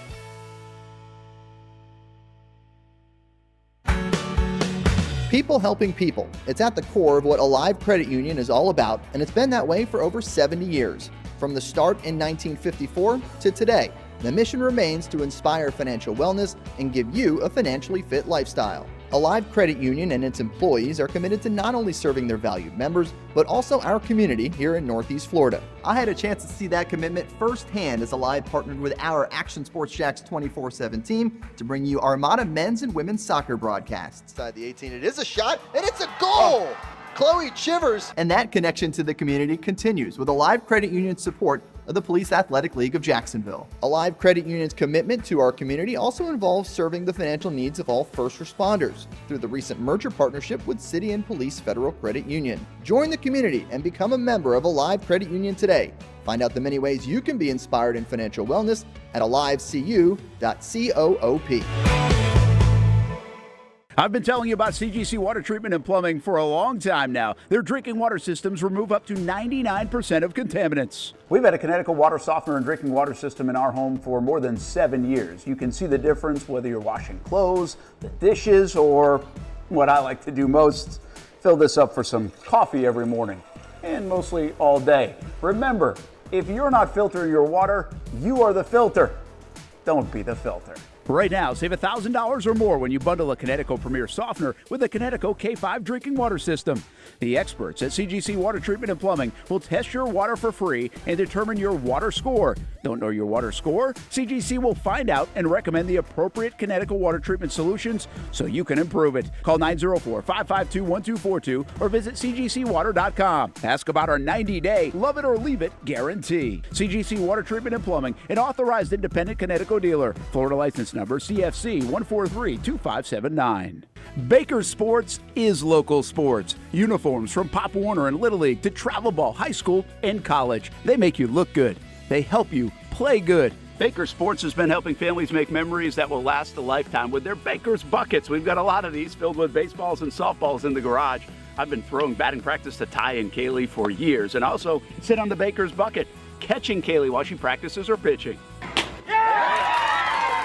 Baker Sports is homegrown, and a lot of employees that used to play on local ball fields now work for Baker Sports, now helping you look good, play good, and make memories of your own. Visit Bakersport.com to see what Baker Sports can do for you. Custom apparel, Nike, Under Armour, Adidas, embroidery, screen printing, and more. Baker Sports is local sports from Jacksonville to anywhere in the Southeast. Bakersport.com.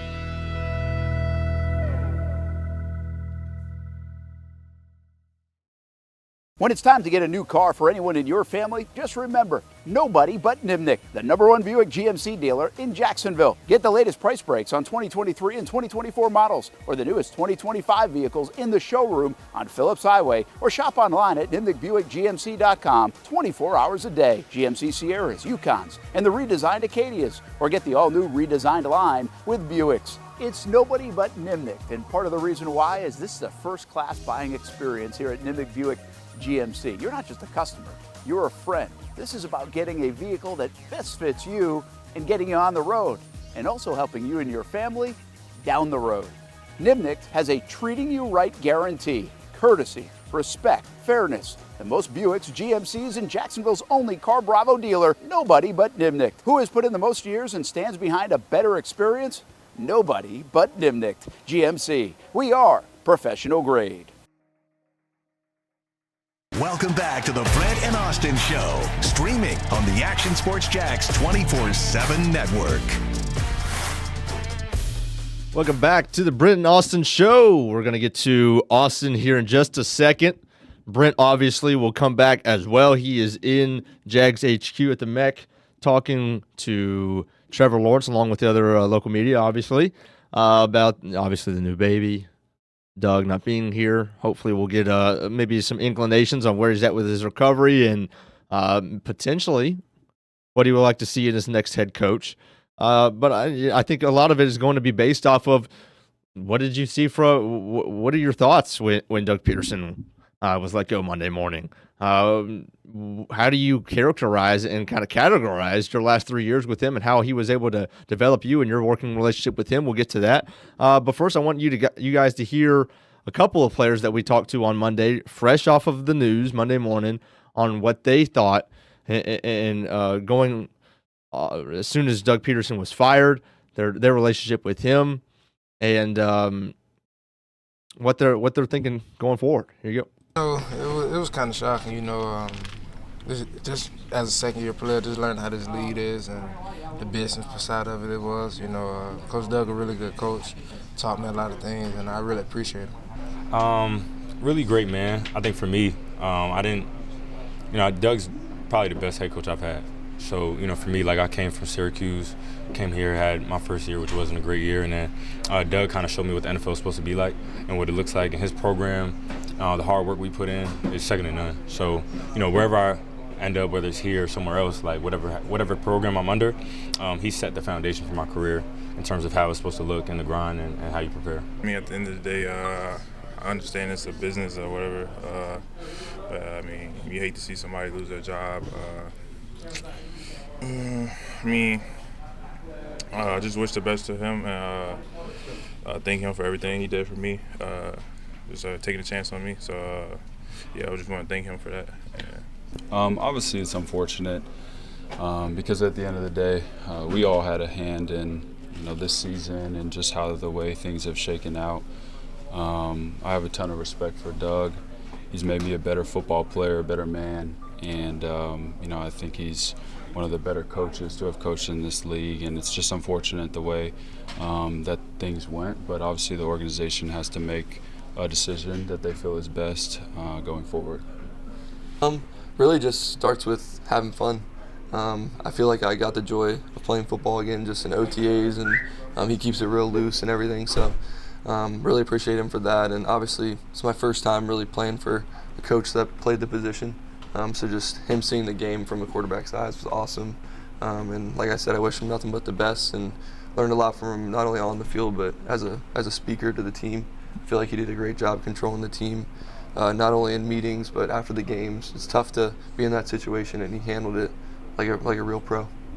It's definitely something that me personally I don't want to hear. Doug, I think he's a great coach. He's done some great things for this organization, and he's a great guy, great coach. Like I said, I wouldn't wish that on anyone, but it's life. We all faced with obstacles in life, and we just got to keep going. There you go, and we're welcoming him in. Stud defensive man himself, Austen Lane, with a Doors shirt, coming in hot. Oh, yeah, man. Oh, yeah, man. Come on, man. You know exactly what it is, Hamby. There's the knowns, there's the unknowns, and then there's the Doors. How about that? How we doing today? Doing good, man. Just got done sparring 5 hard rounds with some really – well, actually, it was just one guy today. So there's a guy there's a couple guys that are like top 10 in the gym, heavyweight, and I had to work with one of them today because they like my boxing, and the guy that he's going against is a pretty good boxer. So I thought, okay, we're gonna get one round in and rotate, and they're like, oh no, you're gonna get 5 solid rounds in with the same guy, which is, hey, bring it, man. So a little banged up, a little sore, but got some licks in, took some licks, and still got a smile on my face. So a pretty successful day, Amby. I got better. Had a baby. Look, I wanna take you to the comments that we just heard from those 6 guys. To me, when we talk about one of our rebuttals to those that believe there was a rift between Trevor Lawrence and Doug Pederson was the fact that Trevor Lawrence said he had admiration for Doug, right? And he used that word. For me, at least for the offensive guys, because it's clear that the offensive guys probably spent a good bit much more time with Doug than the defensive players did, especially with like Christian Kirk and Mac. I get the same vibe. I get the vibe that they had admiration, and they would have used the same word to describe Doug and the man that he was, the coach that he was.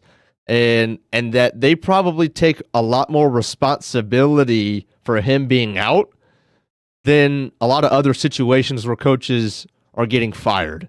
I'm interested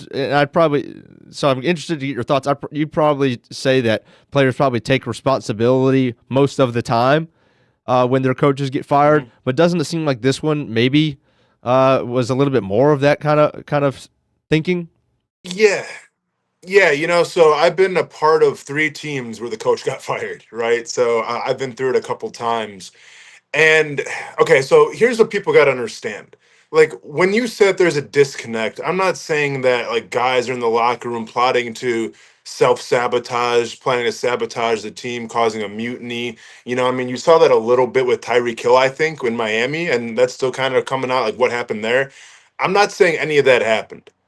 But when you're not having success on both sides of the ball, and obviously you're not reaching expectations, there's gonna be a thought of, okay, well, what's up with leadership? Like you still respect said leadership, Hamby, but like trust me, I've been on plenty of teams, even when our defense is doing pretty well, where we're looking at the offense thinking like, well, what's up with these guys over here? I mean, that's like players are gonna talk. So I think it was a combination of like, I think Doug's a great guy. I think a lot of guys in that locker room appreciate Doug, respect Doug. Any guy that lasted as long as he did in the NFL earns anybody's respect. But at the end of the day, like I always say, it's a performance-based business, and they didn't have the performances on the field. And when you don't have that, that's going to cause frustration in the locker room. So I don't necessarily think that Doug really lost the locker room per se, but I do think that there was a disconnect in terms of what we saw on the field and what the message was pregame, postgame, all that stuff. But just because there's a disconnect doesn't mean that those players in that locker room feel bad about it, right? Because they're a big reason why he's getting fired. Let's call a spade here. So I do think there's some self-accountability in terms of, yeah, maybe I didn't play my best. Maybe I had some mental errors here or there in the game that helped cost Doug Pederson his job. But it's a collective, man. Like everybody feels a little responsible for it. I feel responsible for it, Hamby, and I don't know why I feel responsible for it, but I do. We all do, I guess. Yeah. Trevor Lawrence is at the podium right now, and this is not live, but they just sent us back. He was just talked on Doug. So let's go ahead and listen to that and see what he had to say. This is Trevor Lawrence just now on Doug Pederson.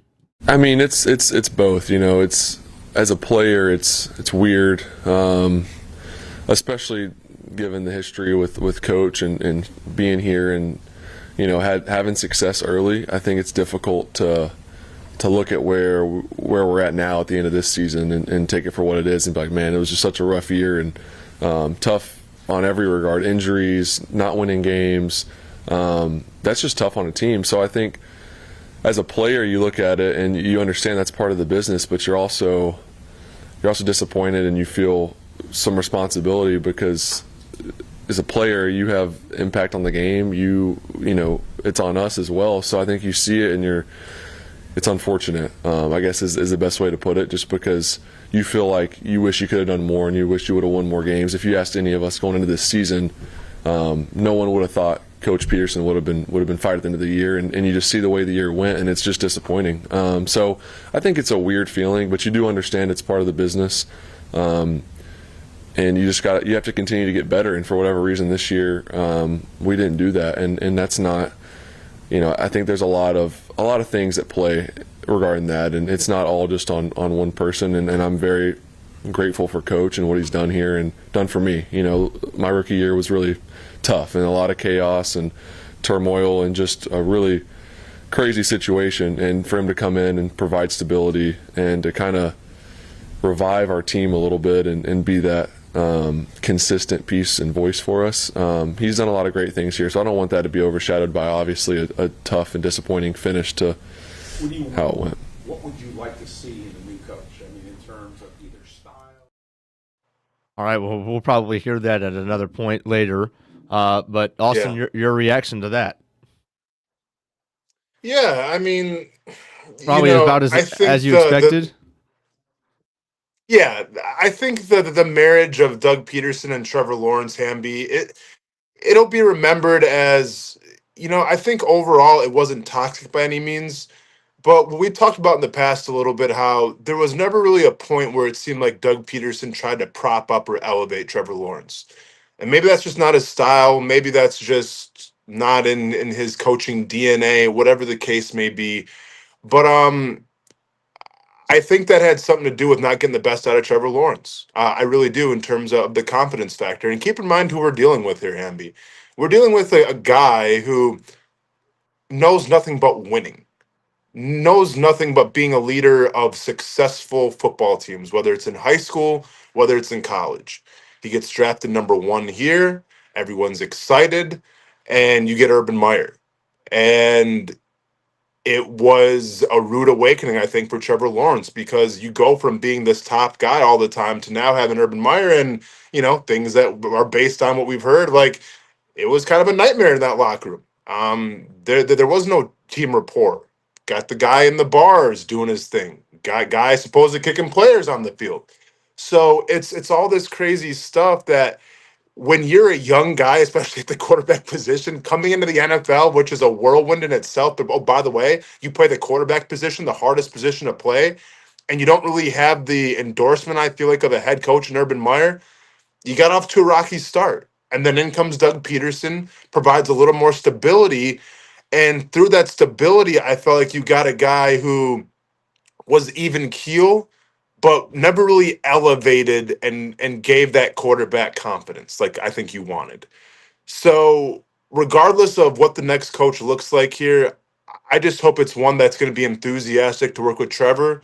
But number two, give him the confidence that you've seen with guys like in Minnesota, with guys like even in with Kyle Shanahan every once in a while in San Francisco, even though they didn't have a great season. Like you just need a guy to give Trevor his confidence. And I think once Trevor finds his confidence, that's when he's going to take the next step forward. All right, well, let's go back to Brent, who was just in there. Brent, you kind of feel the same way? I actually think I love what Austen just said there. And hello, good morning, Austen. I hope you had a good workout. And there's a lot coming out of Trevor here. Good 20, 25-minute session with the franchise quarterback. And from baby talk, not enough of it, my wife said, actually. We didn't get enough baby talk in that news conference to what's going on with this organization, what's going on with his health. So there's a lot to get to here. I don't know where we are on the break-wise. But just coming off what you just said, I think exactly what he said. And one of the most profound things he said was maybe 15 minutes into this thing, we need to get the juice back in here. And like this place just couldn't get out of the rut. We've said it many times. They were chasing Austen, chasing. They're trying to get healthy. They're trying to get a win. They're trying to win a one-score game. They couldn't do it. They couldn't do it for the last 14 months. And what you just said is when he gets the juice back, when he's on the field, when he's feeling good, when he's playing with, you can see it in a player. And we've seen it at times with Trevor. When he's doing that, this organization will do that. That's the domino effect of a quarterback. That's the domino effect of a franchise quarterback. So in many respects, it's hard to get the juice back in a building when he's not out there and he's battling just to make it to a practice or a game. And I think there might be a connection there. And obviously he doesn't want to be hurt. He knows that. He's going to be on the field, all that stuff. But I think health comes first. Keep him on the field. And when he's playing well, he's the guy that's going to create that juice and that swagger. And when we see that, Trevor, I think we're going to see more of that from the rest of this building and the rest of that locker room, Austen. And I guess that might be the number one responsibility of whoever gets in here as the head coach. The head coach can do a little bit of that, can bring a little bit of that. We know already the head coach is going to provide some energy. It automatically happens usually every cycle. That coach will do that. But how do they find the swagger of Trevor Lawrence, that confidence that you're talking about of Trevor Lawrence, the juice of Trevor Lawrence to have everybody else say, man, that guy's doing it. Let's go. And now we just haven't had that in Jacksonville the last 14 months. Yeah, I think what I'm looking for in the next head coach is a front runner. And what I mean by that is, like, when the book is written on Doug Pederson, even though I think he already wrote one, but when the second book is written on Doug Pederson, I think we're going to talk about how when he was always the underdog, they always found a way to win and overachieve expectations. When Carson Wentz goes down and everything, a lot of people wrote the Eagles off. And then they kind of embraced that underdog moniker a little bit. And guess what?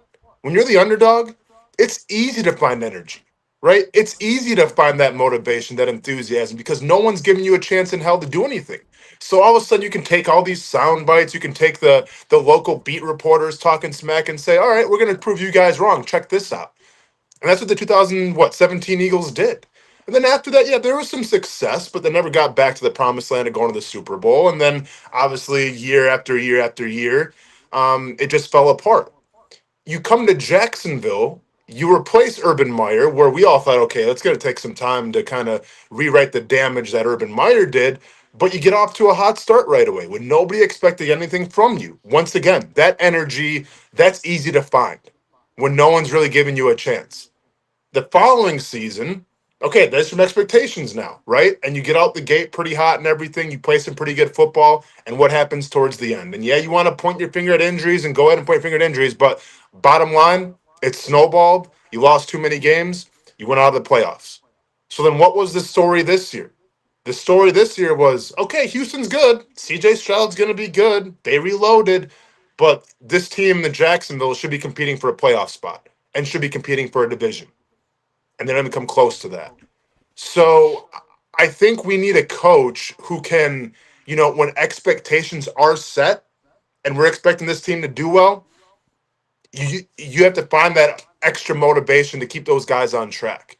It's easy. Like, let's be honest. This up-and-coming season, Brent, yeah, you have a good roster. Yeah, you're probably going to have a good coach. Yeah, you got Trevor Lawrence. But I'm not really expecting a lot from this team based off what I saw last year. I think there's going to be a turnaround period. But with that being said, if I'm going to count these guys out a little bit, well, that's easy motivation right there for next season. So maybe they can roll off that. But long story short, when we talk about consistency, when we talk about year in and year out competing for divisional titles, I need a front runner. I need a guy who's going to find that external motivation when there's no motivation to be found. I know you guys were talking while Trevor was talking, so you couldn't hear everything that he was saying. But I just mentioned the juice part. I thought that was interesting. It goes along with what you're saying.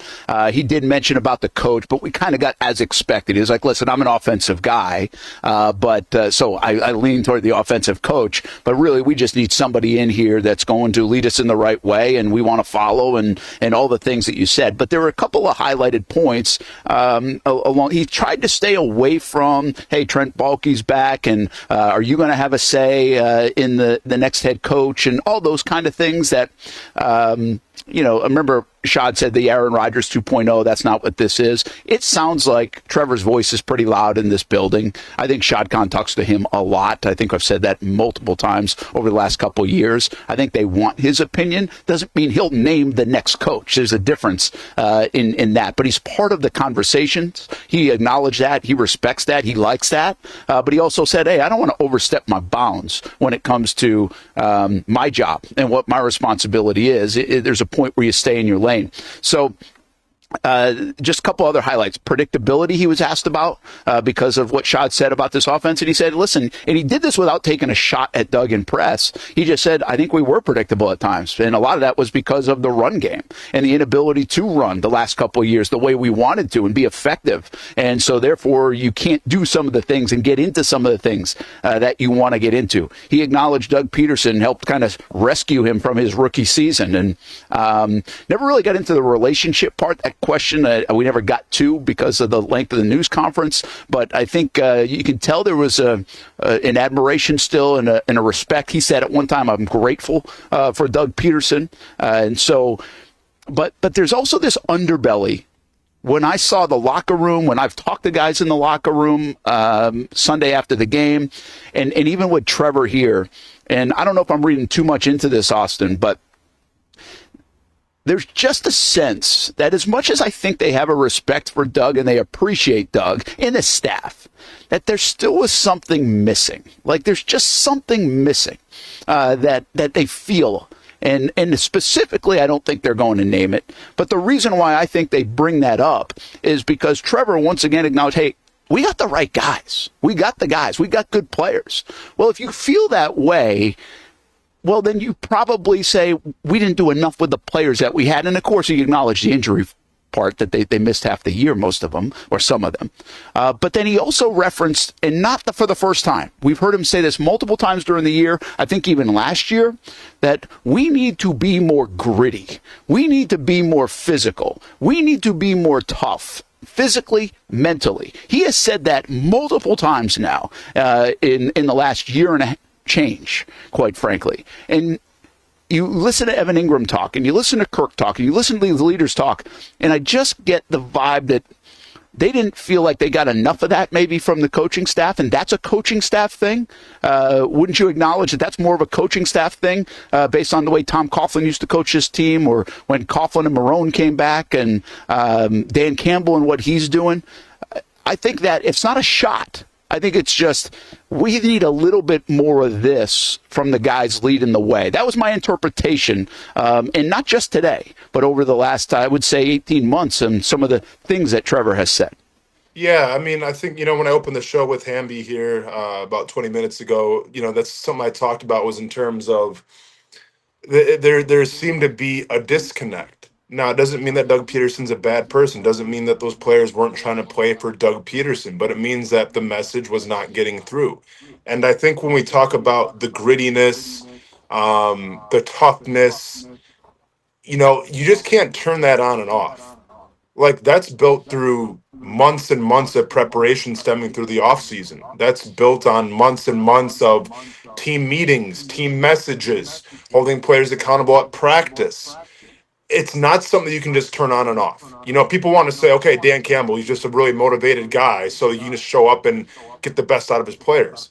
Hell no, man. Like, he has to be that guy. Like, what we see the Dan Campbell of biting the kneecaps and everything, and we see the fun press conferences. One time we saw him crying in a press conference. Like, that's not just a press conference thing. This guy lives it. He gives you that every single day.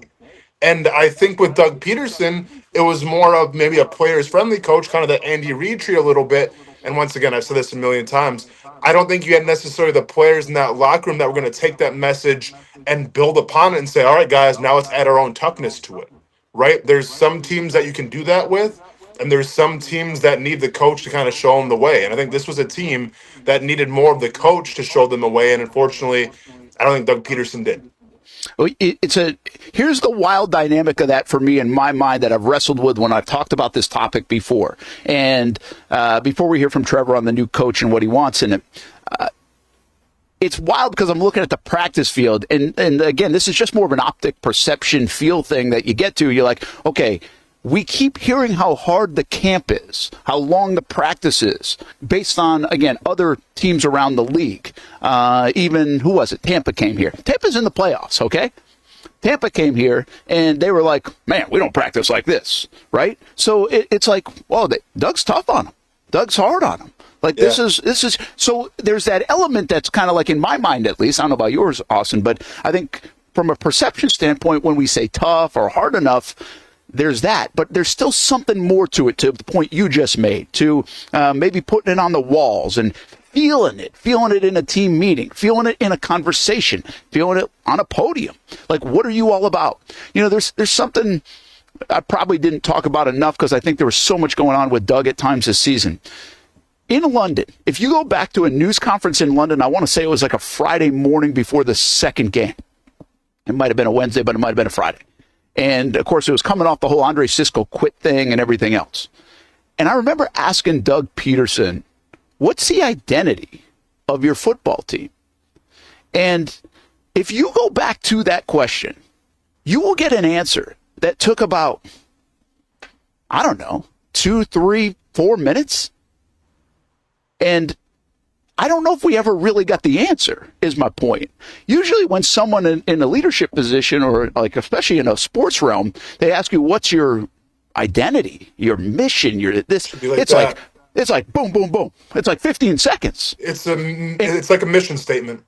Yeah, and so I was struck by that. I brought that up to somebody the other day again, too, and this kind of is on the heels of all this. It's, again, you can practice hard, you can practice long, you can demand all this stuff, you can show them what it looks like, but do we feel you? And you weren't here earlier in the show, but I was talking to Hamby about, I think Shad Khan really wants a coach-centric team. I think he wanted more of that from Doug Pederson.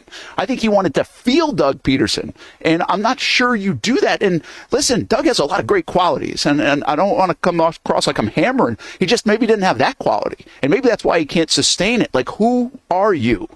You can win. You know how to win. You've won big. You can do some really good things as Doug Pederson is your head coach, but who are you? And how many times have we said this? What is this place? When you walk into this place, what is this place? Who are these guys? Mm-hmm. And I think that's what they're missing. I think that's what Trevor's talking about, and I think they need to find that. Yeah, when we go back to the whole, well, maybe he was pushing them too hard, and maybe training camp was too hard, maybe practices were too hard. You know how I feel about that, Brent. okay, I'm going to lose my damn mind if we keep talking about how hard Doug Pederson's practices were, because I guarantee you go to Baltimore and John Harbaugh and see how they get down. I bet it's comparable, if not even probably worse in Baltimore. I guarantee if you go to Jim Harbaugh's practices in Los Angeles, I'm sure they're just as hard, if not even harder than Doug Pederson puts on. But I think the difference is between the hard practices of maybe of Jacksonville that we had supposedly, or the hard practices of like the Chargers or the Ravens. It's the fact that you're practicing with a purpose. We live in the generation where it's Generation Y, and that applies for football players as well in the NFL, where players are down to work hard. They're down to win championships. But it's almost like you got to explain why you're doing everything. Like we're working hard because of this, and it's all about the reiteration. And I think that's where maybe this coaching staff went wrong a little bit. Where yeah, sure, you're making your players work hard. Congratulations, it's the NFL. But were you really communicating of what it was all about, what the purpose is, what the goals are, what the identity is trying to be? I don't think so. So then when you work hard with no purpose, when you work hard for really no reason, that can kind of leave players with a bad taste in their mouth. And it's like, well, what the hell are we doing then? And that's where I think the disconnect came from a little bit, because I've been in those, I've been a part of teams where you're busting your ass, but it's like, is there really a clear message when we're doing this? Not really. Okay. Then I don't want to say we're going to rebel, but we're going to kind of question everything a little more. And maybe we had some players questioning exactly what Doug Pederson was doing. Yeah, I think it's well said, and we lived that in 17. By the way, we always bring this example up. Not this place, but that place over there where the locker room was. I mean, was about to combust, man. They were about to rebel. They were about to go, "What are we doing here?" Coming off training camp, and then they won. And maybe the message was clear and all those things anyway, but they were this close. It was on the edge, and then they won, and that kind of changed things. The way they came out against Houston that game in that season opener. So, yeah, I think I think so much of this, Austen, is really hard because in today's world, in today's social media world, in today's world in general, people are it's either here or there. I don't think that's the problem in the building. It's not this or that. There's a lot of nuanced stuff here in leadership, in culture, in winning. Like, there are a lot of nuanced things. You can't just say, they got this, we got that. No, that's not it. We got some of that around here, but you need more of it. And I'll continue. What you just said is something that I continue just to shout to the mountaintops. It's messaging. It's messaging internally. It's messaging externally. It's transparency. It was like clouded in a cloak of secrecy this season, going all the way back to training camp. I said it yesterday. I retweeted an article, and someone said, Ben Johnson, there's no gray area. You know what it is. He's in front of the room, and you're like, that's what it is.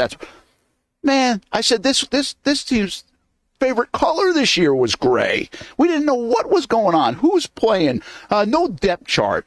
What's Armstead up to? Like, all these different things. And if we feel that, there's got to be a belief that the players are in the same way. They're in the dark a little bit. Like, you've got to know what you're chasing. We need, again, not we necessarily, they definitely, and I even think it's okay to tell everybody else what you're all about, what the mission is, how you're going to get there. That's okay. It needs to be simple, clear, concise, and the roadmap there. And I think Doug made a mistake in that part. I think this whole secret, I've told you, Austin, we would sit in production meetings in the preseason and be like, okay, is this, usually that's when you get some stuff. Yeah. like this guy's going to, and it was still like a secret. It's like, why are they so much smarter than everybody else? And it turns out they weren't. That's the problem. Like, you're not. If you go 4-13, you outsmarted yourself. Yeah, exactly, Brennan. This is really the synopsis of the season. It's just that there wasn't really anything that was clear. Whether it was who's calling the plays, whether it was what the heck is Eric Armstead doing, like, nothing was clear. And once again, I think this starts at the top, and this starts with ownership. And, like, listen, I'm not trying to rag on Shad Khan all the time and everything, but, like, I think he had an opportunity to go, hey, Doug, at the Combine, when Brent Martineau, good friend of mine, Brent Martineau, had a lot of lobster bisque with him on my yacht. But when Brent Martineau asks you, hey, who's calling the plays, maybe have a better answer. right? Because like let's like it's any business model. You have a plan and you execute. It seemed like there wasn't really a plan. It seemed like there was just a lot of teeter-tottering, like, we'll see when it... No, like, you're supposed to have this stuff already put into place. And if you don't, then ownership should have came up and said, hey, Doug, you're calling the plays. Or if you're not calling the plays, then say that Press Taylor's calling the plays. All right, we aren't running a charity here where we're trying to help out best friends get new jobs and everything. We're trying to win football games. And the best way to win football games is have the clear vision and communicate. And you aren't doing that right now. So I just think that's one example of a lot of examples this past season where there wasn't clear communication. There wasn't a clear vision. And lo and behold, when there's not a clear vision, no communication, well, how does the season go? And now we'll see how this coaching process takes part. And I know we talked about this a little bit. We touched on it yesterday. The whole Trent Baalke thing. I don't think that's a really clear communication right now. Like, okay, you want to keep somebody from the old staff, sure, but then you may not keep him around if the head coach doesn't want him here. Like, that's not clear. Like, say what you want about the Bears and say what you want about Ryan Pace. Is it a mistake to keep him? Probably. But at least they're sticking to their guns. At least they're saying, hey, whatever coach wants to come here, guess what? You got to work with Ryan Poles. That's how we're doing it here. That's the vision. He's here. May not like it. That's what it's going to be. In Jacksonville, it's, we'll see. We're willing to kind of see what's going on here, and I get it. Maybe that gets you the best candidate, but are you not really being clear once again with that vision? That's a really good point, man. I think it's good. And I know we harp on this and we talk about this, and Hamby and I, while you were working out the other day, we talked about this, how big the microphone matters. I believe it. I think it's true. I know these are little things. It doesn't make you score touchdowns or interceptions, but and this is the bigger thing about it. In this town, these folks, the folks that are listening and watching, and record numbers on Monday because everybody's so emotional about it, they want to be along for the ride. They want to be along for the ride. And I'm sure that's like that in every NFL town, but it feels different in places like Jacksonville and Green Bay and Buffalo when it is like that thing, right? They want, so take them along for the ride. You can't tell them everything. I get it. I respect that. Sometimes you can't say it all. But again, I just got out of this. This guy's 24 years old. And since he was 21 years old and when he came in here, he's been very good at all this stuff that we're asking for. He speaks the truth. Like, he's transparent. He stops before he gets over the top or takes shots at anybody. He handles these situations so well. That's a gift, by the way, he has. But it's also perspective. It also is transparency. And that's why this place feels him and is rooting for him to be as good as he thinks he is and everybody thinks he is. But that's why these 20 minutes are so important for him to talk, because he's the one that says it more clear than anybody down here and has for years, quite frankly, since he was 21 years old. So, and to that point, let's hear him on the next head coach and what he's looking for as a player and this franchise quarterback when it comes to the hiring of the new head coach of the Jacksonville Jaguars. There's a lot of things. Obviously, I'm biased. I'm an offensive guy. I'm a quarterback. So I think from that standpoint, sounds great having a young offensive coach that can, bring the system in and that we can just grow together and have that system in place for years to come. That sounds great. That from that standpoint, that would be great. But I think just as far as a leader, you want the right guy that's going to be the right leader and voice for your team and set that culture and, just to be a tough team mentally, physically, that can withstand the ups and downs of the season. I think that was something that, the last couple years, or 2 years ago, we did a great job of, but for whatever reason this year we weren't able to do that. And,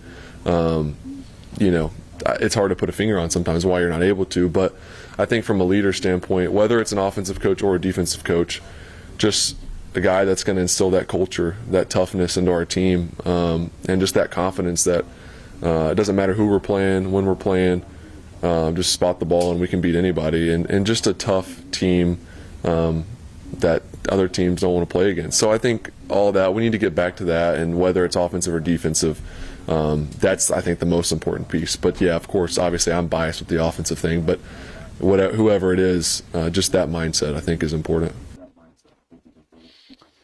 So that's Trevor Lawrence a short time ago, Austen, and he's talking a lot about the things that we were just talking about. And I do view this I think there's this is not, that's just a direct shot at Doug Pederson. I don't necessarily believe that. I think they just want more of that, right? It's like when you just worked out this morning and when you played in this league, the word strain is often used. We don't use that in our business, in our world, right? We're not doing these things that are physical.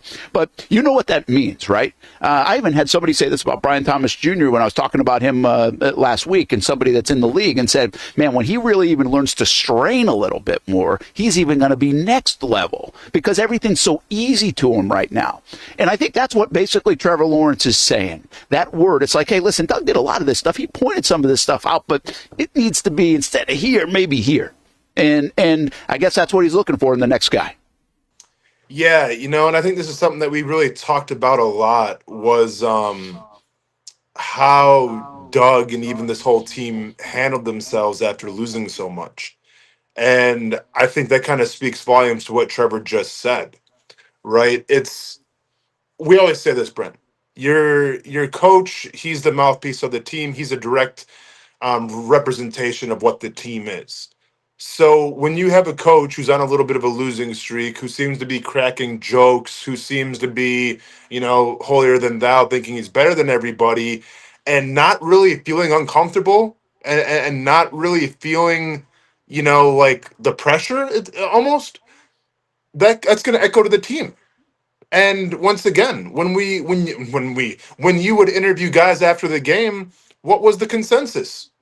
They didn't really have any answers. It's just they're kind of in shock, and I think that speaks volumes to, once again, what the coaching staff was bringing. So I think Trevor really spoke a lot of words right there, where he's saying the next guy that comes in, the next group that comes in, when it goes bad for a little bit, because let's be honest, it's the NFL and it's going to go bad a little bit every once in a while. You got to have those guys that are going to say, okay, guys, that's enough. All right, let's stop it right now from snowballing and let's get back on track. And I just felt like this year, this team was way too complacent, way too comfortable when they shouldn't have been. Well, and just to, I'm going to defend Doug Pederson for a moment here. And it's not a criticism of Trevor. It's just who he is. I can tell you for a fact, they wanted him to take a little bit more of that what we think of. I always say throw the Gatorade cooler, but really from a Trevor quarterback standpoint, grab the guy in the face mask and be like, what are you doing? Right. Mm-hmm. Like, and in fairness to Doug, I think he was like kind of waiting for that and wanted that and been like, okay, that's player led, right? That's quarterback led. That's all this stuff led. And that's just an example. I think Trevor leads in so many different ways, but the point being is that's not him. He is not going to lead in that way. So we know that. He knows that. He said it. I mean, he doesn't want to be disingenuous about the way he leads, and that's not him. And so if you want that, it's one thing to want that. But let's be real, you're not going to get that. So the point is the next guy comes in and you got to find a different way for that. You've got to go about that it's going to be a different method. It can't be grab the face mask, but you still got to be able to find it somehow, to your point. This team felt like they were just waiting so many times, waiting for a guy to make a play, waiting for the result to finally happen the way they wanted to, wait for players to make plays from the outside when they really in their career had made them from the inside. No, I mean, I think I said this week 9 or week 10. This is a counter-punching team that can't counter-punch. Yeah.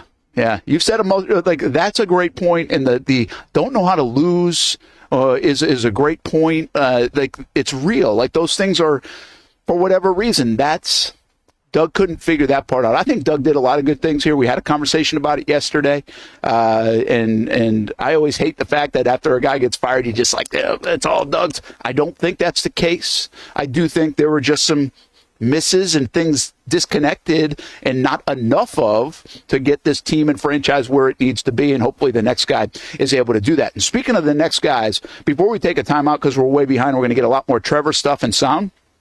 Austen, I don't know if you guys just saw, but in the last 15 minutes, Steve Spagnuolo, the defensive coordinator of the Kansas City Chiefs, he has been requested by the Jacksonville Jaguars to interview. The Jags have also confirmed this. They are doing a great job of being transparent and confirming all these reports. Last night with Flores, today with Spagnuolo. So I just want to get your thoughts quick on that. And it's interesting to me how thorough this is obviously going to be, and why, I guess, in a sense, we got the names on that initial list, and we're like, okay, that's cool. Ben Johnson, Liam Cohen, Todd Monken, Robert Saleh, some other names in there too. Okay, that's great. That's a good list. But they keep adding to it, Austen. And the guys that keep adding to it are now on the defensive side of the ball a little bit, with Flores last night and Spagnuolo today. Yeah, I mean, you talk about Spagnuolo, man. That's I feel like that one would scream culture, right? I mean, the dude seems pretty intense. He always gets the best out of his defenses. Yeah, I mean, once again, check every single box, right? Interview as many guys as you can. I'm not mad at it. Spagnuolo is one of the best defensive coordinators, if not the best defensive corner right now in the NFL. Have at it. Yeah, so that's the news just in the last 20 minutes. And I wonder, I thought they were kind of like done, but now we're up to 9-10, potentially Vrabel. Again, that's a report. That one has not been confirmed by the Jags. So we're into double digits. Do we continue to grow? My one concern with interviewing so many people is it feels like my wife ordering at the Cheesecake Factory sometimes. Like, are we ever going to come to a decision? You know? It's a big menu, Brent. But hey, if you get to where you got to get, it's a huge decision. Be thorough. It's fine. January 27th, hiring a coach. Doesn't matter if it's February 4th, hiring a coach. All that stuff is absolutely true. Get as much knowledge as you can. And they're obviously poaching interviews, at least, and potentially people from winning programs and guys and teams that have figured this stuff out. So I think there's a lot to be learned by this Jaguars organization over this process, and they've already probably learned a lot over the last decade or so going through these processes. Trevor Lawrence talks to the media. Hey, I was just thinking of something, and we didn't get a lot of baby talk in there, but, I mean, with the show, he doesn't even have to worry about changing diapers, man. I mean, he's got another few weeks. I don't think he could probably change a diaper with one hand, but I wouldn't advise it as a guy who had to change a lot of diapers back in the day with the Twins. Trevor, I would milk that thing for the next 4 months if I could. Like, I would sacrifice the sling if it meant that I didn't have to change diapers. Like, just say, there's some lingering after effects here. You're gonna need that sling on a little more. I will say this. He shed some light on that injury and the thought process of having surgery and where that was. And again, I think, Hamby, we can put this on the narrative board and dispel some things, but also confirm some things about where this injury was. We'll hear from Trevor more about what he just had to say. There's more to get into about the predictability of the offense. I thought his Al-Shaair comments were very interesting. And I know, again, you guys didn't listen to this news conference. You may have seen some tweets about it, but pretty profound what he had to say. Even though he doesn't want to start this battle, I think it's going to be a pretty big headline coming out of here of what he had to say about the Al-Shaair hit, how he's worried about concussions going forward, all those things. More from Trevor Lawrence when we come back. You want to get something in quick before we go to break off? Brent, do we know, did Kaplan do the shoulder for Trevor, or who operated on him? I believe it was Dr. Kaplan, yes. Oh, well, in that case, Trevor's changing diapers next week. So, sorry, buddy. You hate to see it. Kaplan's one of the best, man. Even the owner's going to tell you. We're good. He is. Hey, one thing Shad Khan absolutely nailed on Monday is Dr. Kevin Kaplan is really the best. He's good. We'll take a timeout. Live at Jags headquarters. Brent and Austen Show on the Action Sports Jags 24/7 network. More from Trevor Lawrence. We take you until 1 o'clock today here on the show. When it's time to get a new car for anyone in your family, just remember, nobody but Nimnick, the #1 Buick GMC dealer in Jacksonville. Get the latest price breaks on 2023 and 2024 models or the newest 2025 vehicles in the showroom on Phillips Highway, or shop online at nimnickbuickgmc.com 24 hours a day. GMC Sierras, Yukons, and the redesigned Acadias, or get the all-new redesigned line with Buicks. It's nobody but Nimnick, and part of the reason why is this is a first-class buying experience here at Nimnick Buick GMC. You're not just a customer, you're a friend. This is about getting a vehicle that best fits you and getting you on the road, and also helping you and your family down the road. Nimnick has a treating you right guarantee, courtesy, respect, fairness. And most Buicks, GMCs, and Jacksonville's only Car Bravo dealer, nobody but Nimnick. Who has put in the most years and stands behind a better experience? Nobody but Nimnicht. GMC, we are professional grade. Another exciting week of basketball for the Ospreys of North Florida, both at home and on the road. The men's basketball team started off the week on Thursday at home with a 115-83 win over Warner. It was a huge night for Ospreys freshman Josh Harris, who dropped 26 on 11 of 14 shooting to go along with his 14 boards in 27 minutes. Then on Saturday, the Ospreys traveled to Statesboro to take on Georgia Southern. UNF found themselves down 17 in the second half, but came storming back to force overtime. Unfortunately, the Ospreys couldn't complete the full comeback as they fall 93-91. Both the men and the women are back at UNF Arena this week as the men take on UNC Greensboro and the women take on UNC Asheville. Both games are on Saturday. And remember, you can find schedules, results, tickets, and more at UNFOspreys.com. I've been telling you about CGC Water Treatment and Plumbing for a long time now. Their drinking water systems remove up to 99% of contaminants. We've had a Connecticut water softener and drinking water system in our home for more than 7 years. You can see the difference whether you're washing clothes, the dishes, or what I like to do most, fill this up for some coffee every morning, and mostly all day. Remember, if you're not filtering your water, you are the filter. Don't be the filter. Right now, save $1,000 or more when you bundle a Connecticut Premier Softener with a Connecticut K5 drinking water system. The experts at CGC Water Treatment and Plumbing will test your water for free and determine your water score. Don't know your water score? CGC will find out and recommend the appropriate Connecticut water treatment solutions so you can improve it. Call 904-552-1242 or visit cgcwater.com. Ask about our 90-day love it or leave it guarantee. CGC Water Treatment and Plumbing, an authorized independent Connecticut dealer. Florida license number CFC 1432579. When it comes to trucks, I know exactly what I want. And at Bozard Ford, they make it easy to get exactly that. Let's go make this truck a little more my style. With Bozard Built, I can create my perfect truck right here. Lift kit? Check. Premium wheels? You bet. Advanced lighting package? Oh yeah. The Bozard team works their magic.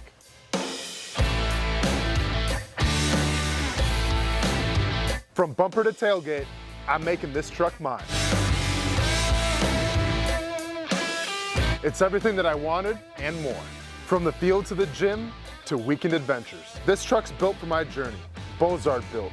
Customized for your lifestyle, built to exceed your expectations. Check out the inventory and available options at bozardbuilt.com. Unleash your dream ride. Customized, covered, and Bozard approved.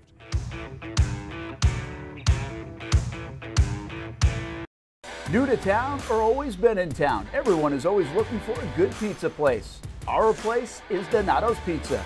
We love it and still do love it. When I tell my family I'm coming to Donato's, they say, wait a minute, you gotta order some for us. So this is not all for me. Let me tell you what the Martineaus get when we put an order in. Well, pepperoni pizza, we usually get more than one of these. And then there's the works, a little bit of everything.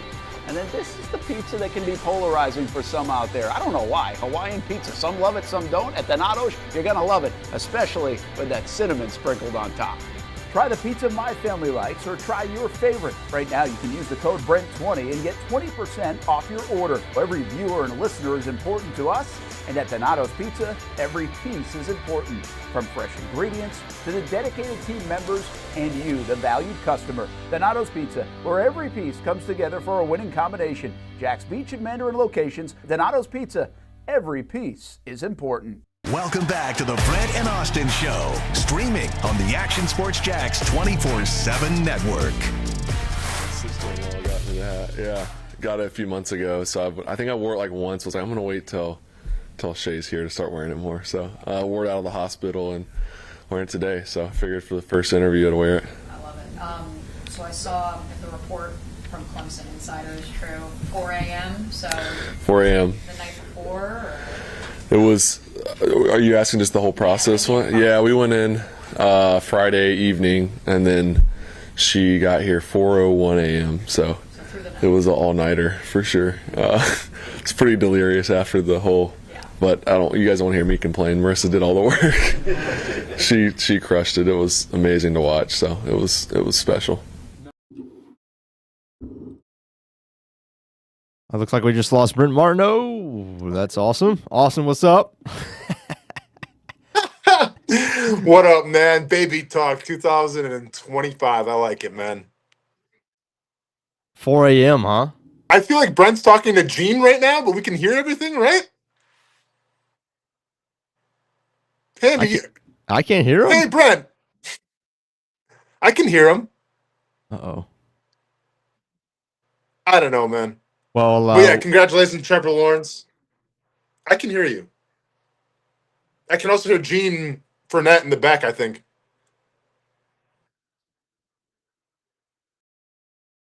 I can't hear anything, so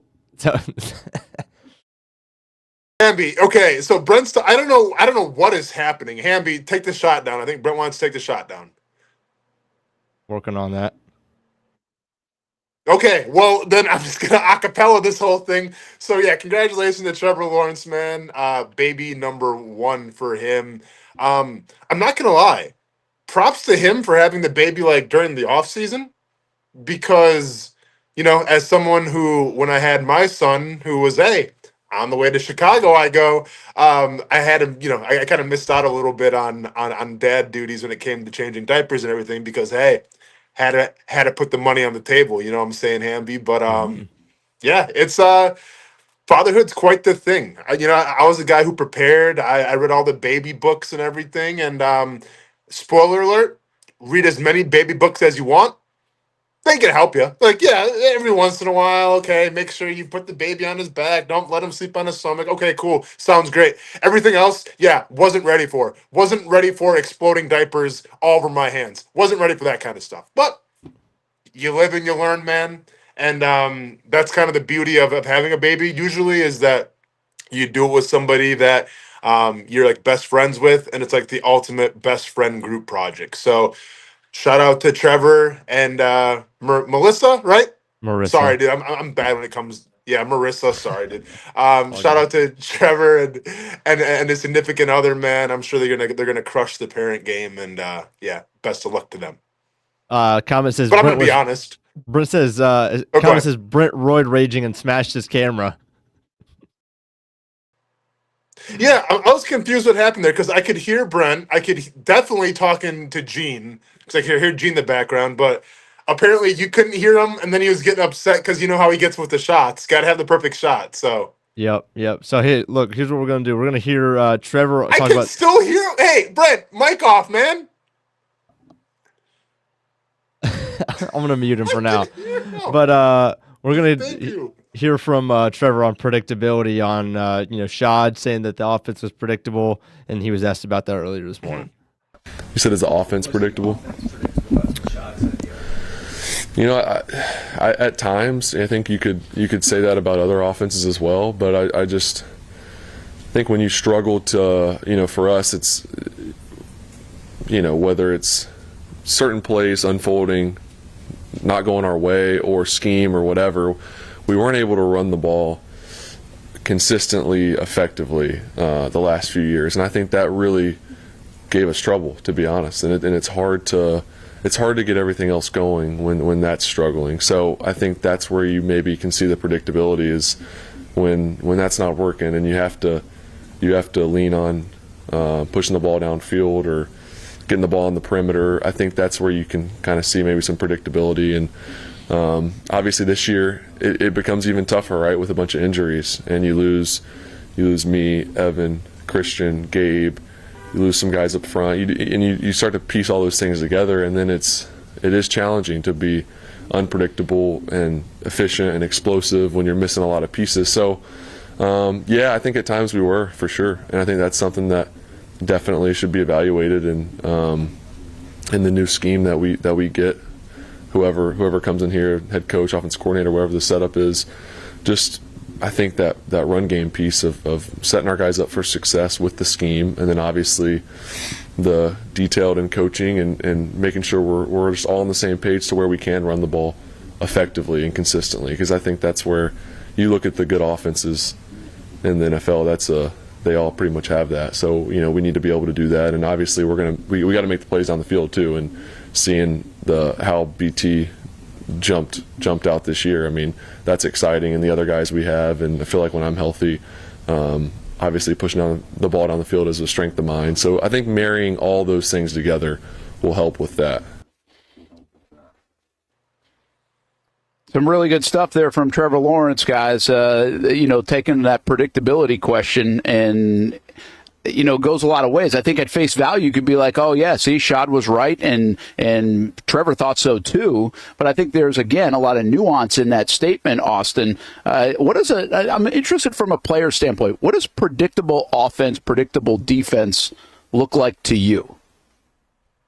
I mean, well, I think he alluded to it on offense. When you can't run the ball and you get, second and long, third and long, you kind of know what's going to happen, right? I mean, when we're on defense and we're trying to break a team down, right? And I've spoken this many times before about when we used to play the Houston Texans back in the day. You go over the Houston Texans roster of 2010, 2011, they didn't have the players that were going to knock your socks off on offense. They had Andre Johnson, fantastic player. They had Arian Foster, undrafted, a guy, I think, from Tennessee, who ended up having a pretty hell of a career. But the quarterbacks would rotate. We were never scared about their quarterbacks. But what made Houston was the fact that we can never get a beat on whether they're going to run or pass. And when you can't get a beat on that, that can make all the difference in the world. Yeah, when you play against Peyton Manning, guess what? You play against one of the best quarterbacks of all time, he'll probably get the better of you, right? Because he's seen everything on defense. So he can just check out of it, throw you something else, and you're behind the 8 ball there. Houston wasn't like that, though. Houston was just we don't know if they're going to run or pass because literally everything from their packages looks exactly the same.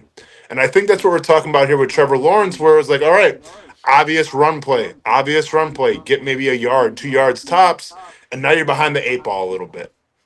Yeah, I think, I thought Doug was better at this. I go back to first year, and again, maybe when he was calling plays more, and they would be 2nd and 10. And for the last 15 years in Jacksonville, before Doug, it was 2nd and 10, run play. 2nd and 10, run play, right? No, not with Doug. Go back to that year. I think there were some metrics out there the Jags ran the ball less on 2nd and 10 than anybody else in the National Football League. So, to me, where that was a predictable down at times for the Jags over the years, it wasn't really for Doug. And we always go back in the eye candy and everything else. So I think there's a lot that goes into the predictable nature of it. Austen, do you believe Trent Baalke is the guy that was the loudest voice on that? Do you think Tony Khan and his analytics was the loudest voice of that? And I'm gonna lend you down a road because I actually think the players had some input here. We know there were conversations between Trevor and Shad and players and Shad and other people. I think the players felt that too at times, that predictable statement from Shad didn't come, in my opinion, just from Trent, probably partially, but also from Tony Khan and the metrics and everything else. But I think it also came from the players at times. Yeah, I think it came from anybody. It could have came from us for as far as we know. Simply because, all right, let me throw some stats at you. Do we think the Baltimore Ravens are a good offense? Yes. Do we think Lamar Jackson's a good quarterback? Yes. All right, well, guess what? They lead the league in rushing. Do we think the Eagles' offense is pretty good? Yes. Okay, well, guess what? They're 2nd in the NFL in rushing. Do you think Baker Mayfield's a good quarterback? Yes. Well, guess what? They were 4th in rushing this year, so it opened up a lot of things for him.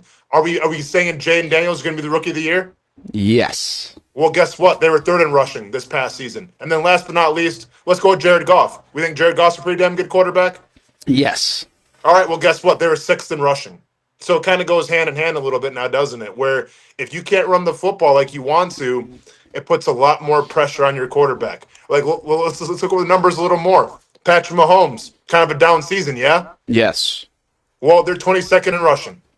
I think there's a direct correlation there. So at the end of the day, when you want to talk about great quarterback play, and obviously Josh Allen, they're top 10 rushing offense as well. They average 131 a game. I think it's a direct correlation. When we talk about great quarterback play, you talk about the ability to rush with the football as well. Now, the one caveat, and it's always a caveat, is the Cincinnati Bengals, who were 30th in rushing. But hey, you got Joe Burrow, so That's what happens when you buy the Batmobile, give your offensive lineman samurai swords, and have a Playboy model or whatever house sitting for you. You're going to be a little bit of an anomaly. Yeah, but Austin, I think those numbers are fantastic. I think what you just said is fantastic. I think I go two parts here. That I think all the blame is on the scheme of the offense for Doug Pederson, that it was predictable. But I think what Trevor's just saying and what you just said is the ability to run the ball helps you change your predictability. So whose fault was it that the Jaguars couldn't run the ball? Was it Doug and Press and everybody else because of scheme? Or was it Phil Rauscher and the offensive line and Trent Baalke because of what he built? Or was it because Travis Etienne and Tank Bigsby didn't hit the holes when they needed to or get a yard when they needed to? Like, where's the blame game there? I mean, I think the blame game has to start from the top, because the problem with blaming Etienne and Tank Bigsby is that we've seen the good from them. Right now, obviously, Tank Bigsby was more of the emergency year this year, but in the past, we've seen greatness from Travis Etienne as well. So, yeah, whether they're not seeing the holes properly, like, I'm not going to chalk it up to that. Okay, so then let's go away from them. What do we go to next? Let's blame the offensive line coach. You know, are they not getting blocked up properly? Are they not getting set up to succeed? Maybe that's the key. But once again, and this is where I know we disagreed in the past, but when you talk about Doug Pederson being the head coach, that's on you as well. Like, I get you're not an offensive line coach per se. But when your offensive line isn't producing in terms of the run game and you can't get guys in open holes, well, then you got to either, number one, design ways to get, running backs in bigger holes, or number two, talk to your offensive line coach and see what can we do? How can we teach this better? Because it was kind of a consistent thing all year, and it wasn't a good way to be consistent. I've been critical of the plan around this place going February, March, whatever they tried to put together, Armstead stuff to the rotational stuff to whatever. But I will say this. There was a plan by this regime going into the season to run the ball more. You identified that right in camp. I remember the conversation. We had it on the show, and you were like, hey, Brent, here's what they're doing. They're going to run the ball more. They want to be a power run team a little bit more. And by the way, they want to be more like what? The Buffalo Bills are a great example. I know Detroit now is, and Baltimore is, and even Philly. But Philly's got Saquon, and Baltimore's got Derrick Henry. But the way Detroit has done it with their multiple backs over the last few years, the way really Buffalo says it to me, because Buffalo had a turnover problem with Josh Allen, and they fixed it with a little bit more of the run. And I think the Jags had a mentality like, hey, this is what we need to do too. We got to take a little bit off the quarterback so he's not making as many mistakes, and we're going to run the ball more. You identified that early on, and I'll tell you this, the plan looked like it was in place. They just couldn't do it. So I think at least they had the idea the right way. They just couldn't execute it. Yeah, it's wild. It almost... Because we talk about Baker Mayfield. Like, Baker Mayfield had a hell of a season, right? Baker Mayfield should be going to the Pro Bowl. Like, I don't get how that happens, but whatever. It's just a Pro Bowl. It's a popularity contest. But if you look at the numbers for Baker Mayfield, really a career season. And that stemmed in, they're fourth in the National Football League in running the football. To a guy, I'm going to be honest, and, like, I hear the name all the time, Bucky Irving, right? Yeah. I don't know who he is. I wish I would have had him in fantasy. I don't know where he came from. I don't know what college he went to, but he's a hell of a player. And that's, I think, much credit to Liam Cohen for saying, hey, we got great receivers, right? But I think the testament to Liam Cohen, too, as well, is when you lost Mike Evans, when you lost Chris Godwin. Brent, how many times, let me ask you this. If you have an offense and you lose your best two wide receivers, hands down, best two wide receivers, for an extended period of time, you're probably going to, fall off a cliff. Right? Like, if the Los Angeles Rams lost Puka and Cooper Kupp, best of luck to you. Right? If the Jacksonville Jaguars, they lost Brian Thomas Jr., then, throw in Christian Kirk, best of luck to you. But the Buccaneers did that, and they still, were keeping their heads above water simply because, they could run the football. And it helped out Baker Mayfield. And all of a sudden now Baker's throwing to Cade Otton and a bunch of guys I never heard of before. Maybe Sterling Shepard was on that list. Thought he was retired. But the point is that when you can run the football, Brent, it can take care of a lot of things. And I know it's cliche, and I know it's the casual coach speak, but it's the truth. I think the Tampa Bay Buccaneers are a classic example of that. So I just said this, the Jags are shopping at the right store, at least, Austen, given this conversation. If predictability was one of the big reasons, among others, why Doug Pederson doesn't have a job here in Jacksonville anymore, and Trevor Lawrence is saying, hey, some of the predictability is because we had the inability to run the football. At least you give me all this data about the Ravens, about the Bills, about the Bucks, and about the Lions, and about the Eagles. It looks like the Jags are shopping in the right place. Todd Monken in Baltimore, Joe Brady in Buffalo, Ben Johnson in Detroit, Liam Cohen in Tampa. At least they're shopping in the right store. They can all run the football, man. Yeah, I think that's not by accident, let's just say. Yeah, so interesting stuff coming out of here today at Jags headquarters. Trevor Lawrence, fantastic on a lot of topics, including the Al-Shaair topic. This was a delicate one for him. You could tell by the way he answered it, he didn't want anything to be too profound and a back and forth and take shots, but at the same time he answered the question and kind of gave us a feel of how he felt after that cheap shot hit that really ended his season in 2024. We're going to take a timeout. We're at Jags headquarters, Miller Electric Center, where Trevor just spoke. We'll get you until 1 o'clock here on the Brent and Austen Show on the Action Sports Jax 24/7 network, and you'll hear what he had to say about the Al-Shaair hit when we come back. It's the place we party in football season with Jaguars All Access. Welcome to String Sports Brewery, everybody. Say hello to our guest tonight. That is Trevor Lawrence. You can bring your party or event to String Sports Brewery in Springfield any day and any time. Rehearsal dinners, corporate events, birthdays. Here at Strings, you can enjoy the inside area and the outside area. Good for any weather, good for any occasion. Watch the games, play the games, shoot some hoops. Beer? Yeah, they have that. Plenty of choices. And sure, this is a brewery, but Strings is also a restaurant, and the food is fantastic. A full menu made from scratch meals. And if you need String Sports Brewery to help with a party at your place, they cater too.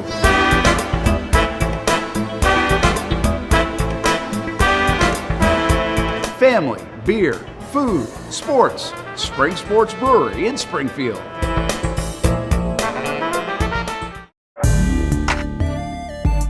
'24 provided plenty of memorable moments for the Jacksonville Armada on the pitch, including another conference championship game appearance for Tommy Krasanovich's under-23 men's team. Is it in the dying moments? Debuting this year for the first time, the girls in blue, as the Armada fielded a women's under-23 side in the WPSL and made its presence known with some highlight moments. Potential goal of the season! Then attention turned to the future, with MLS Next teams representing the Armada badge in 3 age divisions this fall, including an under-19 squad ranking among the best in the state. Those teams are a big focus on Fleet and Footy, covering the big soccer stories each week on the Action Sports Jax 24/7 network. I'll put one in the back of the net for you. Join us for player profiles, fun interviews, and the very latest on the Fleet and all things footy. That's every Thursday at 2 p.m. You trust CGC to make your water great, and now you can trust CGC with your plumbing needs as well. Fast, convenient scheduling, licensed and insured. A quick call away at 904-552-1242. You never know when you're going to have an issue with a shower, toilet, or maybe it's a sink that sometimes is easy to fix. All right, let's be honest. I'm not fixing anything. I'm totally staging this because when I have a plumbing problem, I call CGC Water Treatment and Plumbing. Trained professionals, transparent pricing, customer satisfaction. Small problem or even a bigger issue. Right now, save 10% off a new Rinnai tankless water heater. The experts with 25 years of experience at CGC Water Treatment and Plumbing can do it all. Call 904-552-1242 or visit cgcwater.com. For a limited time, CGC is waiving the trip charge on all related plumbing calls. CGC Water Treatment and Plumbing, an authorized independent Connecticut dealer. Florida license number CFC 1432579. Here on Spring Sports Media Day on Action Sports Jax. It's an opportunity, an education beyond the classroom and the sports arena. Life skills, testing skills, social skills. It's called High School 912, a program focused on maximizing the growth of students in academics, sports, and life. And here's your chance to get involved. If you're a local business, or if you just want to make a donation to help support programs like ACT and SAT boot camps, career days, Leadership Academy, Financial Literacy Academy, and so much more. All right, another Nice High School Panther, Jack Cole. High School 912 supports and hosts high school sporting events and several media days throughout the year. For more information on how you can get involved, visit jackshighschool912.com. Baker Sports is local sports. Uniforms from Pop Warner and Little League to travel ball, high school, and college. They make you look good.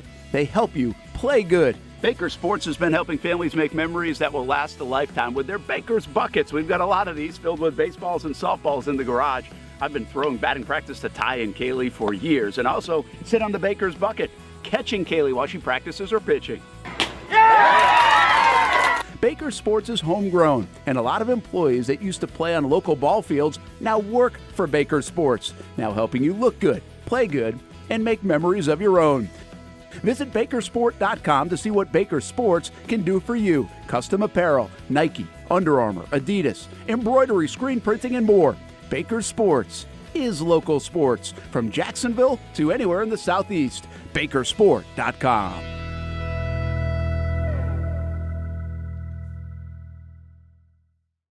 Welcome back to the Brent and Austen Show, streaming on the Action Sports Jax 24/7 network.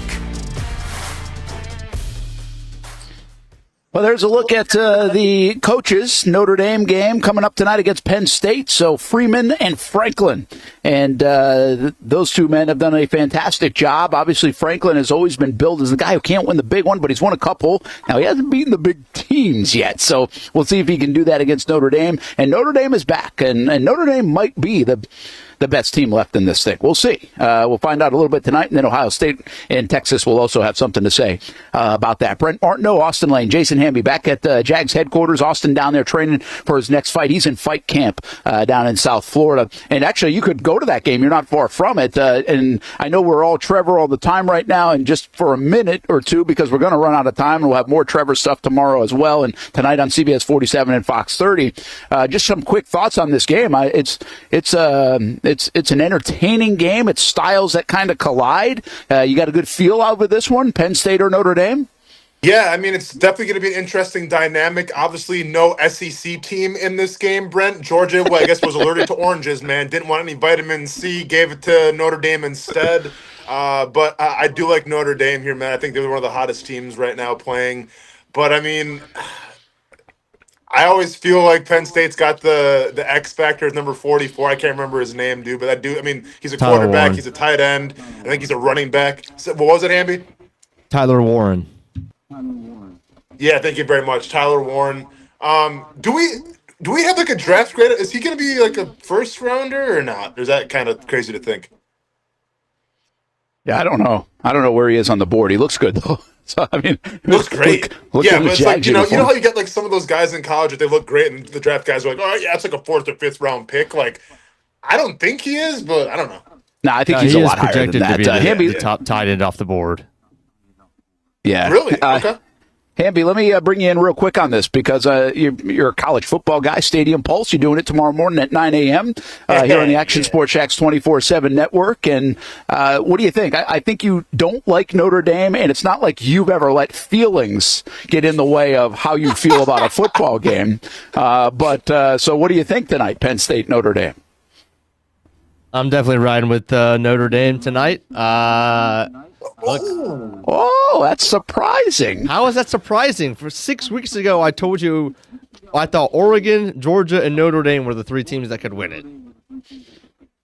Hey, Brent, you know what he's doing here? Because that way if Notre Dame wins it, he can say, well, Georgia, lost the national championship. I mean, look, I'm not going to plant my flag in that, but it would be nice. I'm not going to lie to you. Go and put Notre Dame in the SEC then too, Hamby. Go ahead, man. That's fine. Now Notre Dame's an SEC team. That's cool. That's soft. Anyway, Notre Dame's defense is too legit. Drew Aller, I mean, if you want to be a top 10 pick in the National Football League or in the draft, win this game. I'll say that. And they have a great run game to couple with that. But I think Jeremiah Love will be back in action for Notre Dame tonight, and I think he'll be the difference. Yeah, I listen. I like our the in-laws, Steph, heck, even Ty. Even though he's a Gator, he's kind of like you're not supposed to say this, but he likes Notre Dame. They've been to Notre Dame. They're rooting for Notre Dame. That's every fan of theirs. I mean, naturally, I root for Notre Dame a little bit because I'm from Rhode Island and Catholic, so like that's what happens when you live in New England and you don't have college football teams. So I don't mind Notre Dame. I know there's people that really don't like them. Yeah, but screw NBC, right, Brent? Yeah, screw NBC for Forget sure. Them. But my point is, I kind of feel like they're the better team. But I'll tell you this, Hamby, in full disclosure, I'm concerned about the quarterback matchup here. I think Aller is playing better. I think he might be the better guy. And as good as Love is in their defense, I mean, Penn State plays a very similar style. And so the difference in this football game might be a couple of throws, and it might be better off in the hands of Aller. No, I like that point. I mean, I think, Drew Aller's the best quarterback in this game. I don't think anybody's really going to disagree with you, but there are times in the year where they've really gotten off script, and Aller hasn't looked good. Now, whereas Riley Leonard, other than Northern Illinois, has played at a steady line all year long. He's not going to make the big-time throw, but he's not going to make the mistake. In a big game like this, with the track record of James Franklin and Penn State in general, I still think that favors the guy that takes care of the football and plays better defense. I think that's Notre Dame. All right. And also, I guess you can't really tackle Riley Leonard either for some reason because no team's really done it this season, which is insane. Mm-hmm. How long do you guys think before Netflix offers Notre Dame to go over to Netflix? Yeah, that could be true. They get good ratings. They've got a good setup. I know Penn State thinks they belong in a conference. Everybody else does too. But that would be wild to see a streaming network. Now, here's the deal, Austin. About half of the fan base of the Notre Dame Fighting Irish have no idea how to get on streaming networks. So that might be a problem. I mean, you're talking about a category. About the olds here, Brent? Yeah, we're talking about north of the olds. I mean, with Notre Dame, so that might be a little tough. Hey, let's get back to Trevor. Let's get back to Trevor today, and he said a lot of different things. We'll continue to dissect, but I want to get to this one because Aziz Al-Shaair, he was asked about that in the dirty hit, and I think he let it be known how he felt, and he tried to do it in a very respectful way. Let's hear from Trevor today on what transpired back in that Houston game. Yeah, I've seen it. I mean, you see it everywhere, especially the day, then the few days after. So I've seen it. Yeah. Scary to look back on it, and does that concussion aspect of it, does that worry you moving forward, second one in 13 or 14 months? It doesn't necessarily worry me. I think it's something that can be scary, I guess, seeing it after the fact and not really knowing what was going on. In that moment, I didn't know that was happening. I was out, so I didn't know. So it's kind of weird. It's just weird seeing it after the fact, but I don't know if worried is the right word moving forward. I think it's something that you definitely are aware of, and just you don't want to get a lot of concussions, obviously, and that's an easy answer there. So I don't want to have more of them. You want to limit them, but I think right now it's not something I'm overly concerned about. Just want to be able to protect myself, and obviously don't want to continue that trend because that can definitely affect how long you play if you keep getting those. So I want to stay healthy. I want to avoid those shots to the head when I possibly can. Did Al-Shaair ever call? No, He's never talked to him. No. You disappointed that he never? I mean, it's a pretty dirty hit. I think it's something that I've kind of wanted to move on from. Try to stay away from commenting on the whole deal. I think it's a tough situation. Yeah, I mean, obviously, part of you is like, yeah, it would have been nice to reach out, but I know he's got his own stuff going on, and he's trying to. I think a lot of that is he's trying to fight for his reputation on his end, and I don't think personally attacking the guy is the right answer. I know guys that know him, and everyone says he's a great guy. I don't know him personally, so obviously I don't think the hit was right, but I also don't think that. I think if he knew that was going to happen, he wouldn't do it. I would hope no person would do that if they knew the end result. So obviously he doesn't know that, but I think I don't think the hit was right. So I stand by that, but I also don't condone people attacking the guy personally, because it is football and things happen fast. And like I said, I don't think he's maliciously trying to do that to somebody. I just think he's went a little overboard with that and trying to be physical. And obviously, he was suspended for a while and paid the price for that. So I want to move on from it. It's nothing you can do now. It's in the past. I don't. As far as holding grudges and stuff like that, I like to move on, and I got a life to live beyond that. So I've moved on from it. Man, I'll tell you what, Austen Lane makes fun of me sometimes for what I say about Trevor in front of a microphone.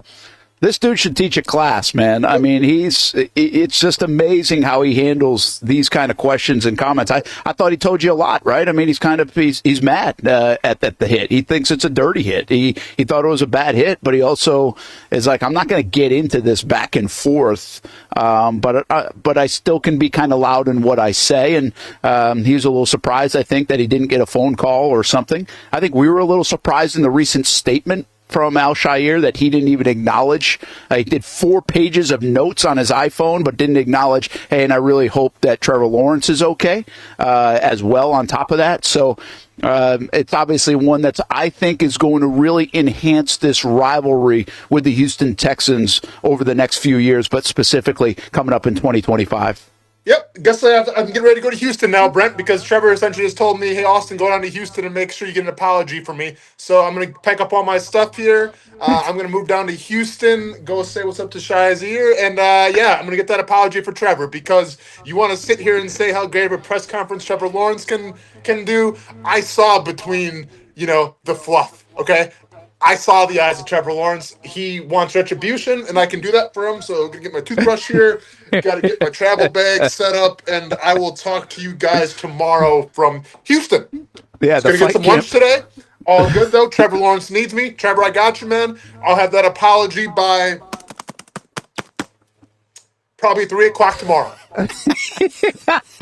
We got the hitman here on our show. I think the fight has been moved from Vegas here in the first quarter of 2025 to Houston, Texas for Austen Lane. I like it. I'm going to need an apology for my boy Trevor, man. Come on now. Man, I thought that was pretty good stuff. Again, I've been screaming this transparency. It's okay to tell you how you feel and say it a certain way, and he kind of says it. I mean, he's not happy about that. It'll be really interesting, Austin. Like, again, you can be motivated by things. We all can be. But there's also, when you're on the playing field and other things, you can also be a little bit too motivated, maybe too intentional about a certain thing. I think you have to worry about that sometimes in the world you're in your fights in UFC. It's one thing to be motivated. It's one thing to get a little extra, that strain we're talking about. And it's another thing to get carried away with it and be absorbed by it. It'll be very interesting to see how Trevor Lawrence plays against the Houston Texans next year, in my opinion. Yeah, I mean, listen, we've kind of echoed this a little bit. And by the way, YB400, I'll come scoop you up on the way, man. Just give me a couple hours. I don't want to say it's a rivalry yet, but these are the things that leads to what you see in the AFC North, right? Like when you watch the Browns play the Steelers play the Ravens, the Bengals play whatever the case may be, it just seems like, to echo Hamby, it just means a little more, kind of like the SEC a little bit. It's a little more physical, right? Maybe it's the combination of cold weather, the cool uniforms, the traditions, but it just means a little more. I feel like going forward now with this Texans stuff, I feel like this could be the spark that's going to maybe lead to a rivalry one day, which, you know what, I'm all for. Yeah, you remember in 2 years ago, I thought Doug did this so well, Austin. He was showing videos of 1999 against the Titans and what's transpired since, and the 99-yard run from Derrick Henry and all those things. I think the next coach that comes in here can do a little bit of that with Houston, right? Why not draw a little bit on that? And we are still, you take today with Trevor Lawrence and what he said, maybe about predictability of offense, maybe about there's not enough juice in here. And really, I'm stuck on that one because I think that's important in a lot of different levels, the swagger as well. Well, part of that really stands out. And if you take a moment this year that does stand out in so many respects, it's that Al-Shaair hit on Houston, against Houston. But it's not just the hit. It's a hit that obviously changed Trevor Lawrence's season. I don't know if it changed the Jaguars' season. They were already in a lot of trouble when it comes to their record. But it was the reaction after. Immediately after, okay. But what transpired in the second half? Not good enough. We still believe that. We think that. We know that. And yet, this team was too professional. Doug said, we don't want to take this overboard. Whatever the message was, it wasn't the right one. And there should have been more skirmishes. I don't believe there should have been cheap shots on C.J. Stroud. I just think there should have been more intensity in that second half from a defense that hadn't even got on the field yet after Trevor had taken that kind of hit. I think, again, those Houston games next season, especially the first one, wherever it is, will tell us a lot about what this new coach, whenever he gets here, whenever they hire him, is kind of all about, in my opinion. And I think we'll all be watching it pretty close here in Jacksonville. Yeah, no, without a doubt. And, especially from a coach, you don't want to rebel in the past, especially when the season didn't go your way. But that's one video right there. That's one game that you can talk about and say, once you play at Houston again, hey, this is what happened. Now, what are we going to do about it?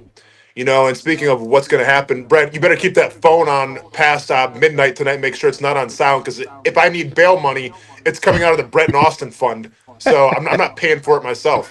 Just to let you know. I'm doing this for Trevor. Plenty of GoFundMe help on that one. If they got him a bread maker, you can get me out of jail if I go to Houston and try to get an apology. We've already had a good year. If you want to do that, I think it could really ramp things up here on the Brent and Austen Show on the Action Sports Jax 24/7 network. Just to put a bow on today, there's been a lot going on, obviously. We talked a little bit about Aaron Glenn, and the Jags list of coaches got bigger even during the show today, as Steve Spagnuolo from the Kansas City Chiefs, defensive coordinator, been around the league a long time, has experience, of course, in that spot, and the Jaguars have requested permission to talk to him. That was on the heels of Brian Flores last night, so the list continues to grow. We're now into double digits. Interestingly enough, these late ads are on the culture defensive side, is how if we want to drop it into that bucket a little bit. And also, I saw a report during the show that Robert Saleh also is going to be interviewed by the Raiders for their head coaching job too. So Saleh continues to get a lot of looks. It looks like around the league, Austen, as we have less than a minute to go, that all these folks with job openings are really doing thorough searches. Yeah, and listen, that's what it's going to take, right? Because especially with the Jaguars and even like the Raiders, you can't miss on the next guy, right? So you got to do all your due diligence. You got to be thorough and make sure it's going to be the right fit for your team, your city, and your franchise. All right, coming up next here on the Action Sports Jax 24/7 network, the Blitzies, our high school award show, replay of that. Jags Report live from Monday night. We put a bow on this season, and then Fleet and Footy at 2 o'clock before the Young and Norvell show coming up at 4. We'll have more for you. CBS 47 and Fox 30 from Trevor today here at the bank. If you need a quality play this football season at your home, call That One Painter First Coast. Locally owned and operated, experienced employees, no builder-grade materials. And there's more, and for that, we throw it to Noah Schlicksup. That One Painter First Coast can apparently help your kicking game, too. Well, after my failure on skinny sticks last year on Creekside game day, I've spent a lot of time out here at Creekside practicing my kicks. There's only one issue. How is that even possible? The good news is I know exactly who can help. That One Painter can handle all your painting needs, from field goal posts to cabinets to stucco. They got you covered. Though they may not be able to help with my kicking, they can certainly help with the posts. Call That One Painter First Coast today for all your painting needs at 904-495-1373.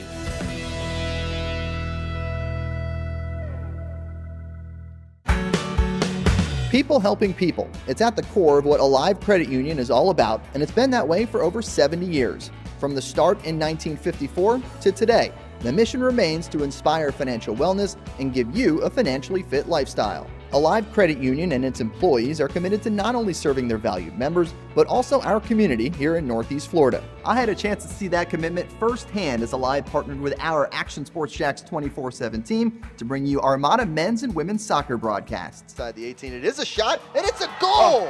Chloe Chivers! And that connection to the community continues with Alive Credit Union's support of the Police Athletic League of Jacksonville. Alive Credit Union's commitment to our community also involves serving the financial needs of all first responders through the recent merger partnership with City and Police Federal Credit Union. Join the community and become a member of Alive Credit Union today.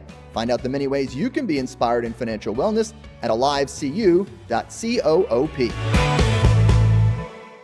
Burgers or breakfast, you can get it all at Whataburger. Try something new on the menu or an all-time favorite like the Whataburger Patty Melt. And now you can have breakfast here at Whataburger 12 hours a day, 11 p.m. until 11 a.m. Menu items like the bacon taquito, sausage taquito, honey butter chicken biscuit.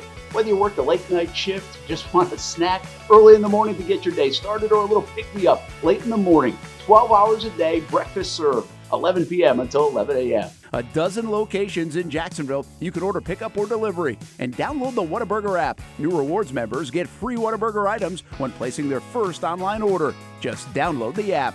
And for us coffee drinkers, Whataburger has all new hot coffee and iced coffee too. Satisfy that coffee craving at Whataburger 24/7, and it comes in a variety of flavors. Burgers, breakfast, coffee, and so much more. Whataburger, just like you like it. For the game day hustle and every day in between. Juggling my show, Jag Social, to going under the Friday night lights and a social life, it's a daily tournament. But this ride, MVP status. The all-new 2024 Lincoln Nautilus isn't just my car, it's my personal locker room, office on the go, and VIP lounge on wheels. Let's talk tech.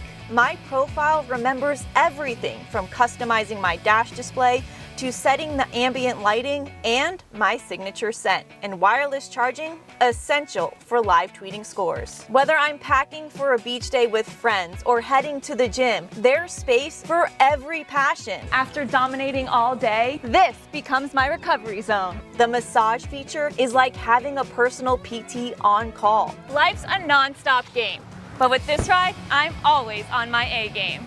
The 2024 Lincoln Nautilus. Drive your passion.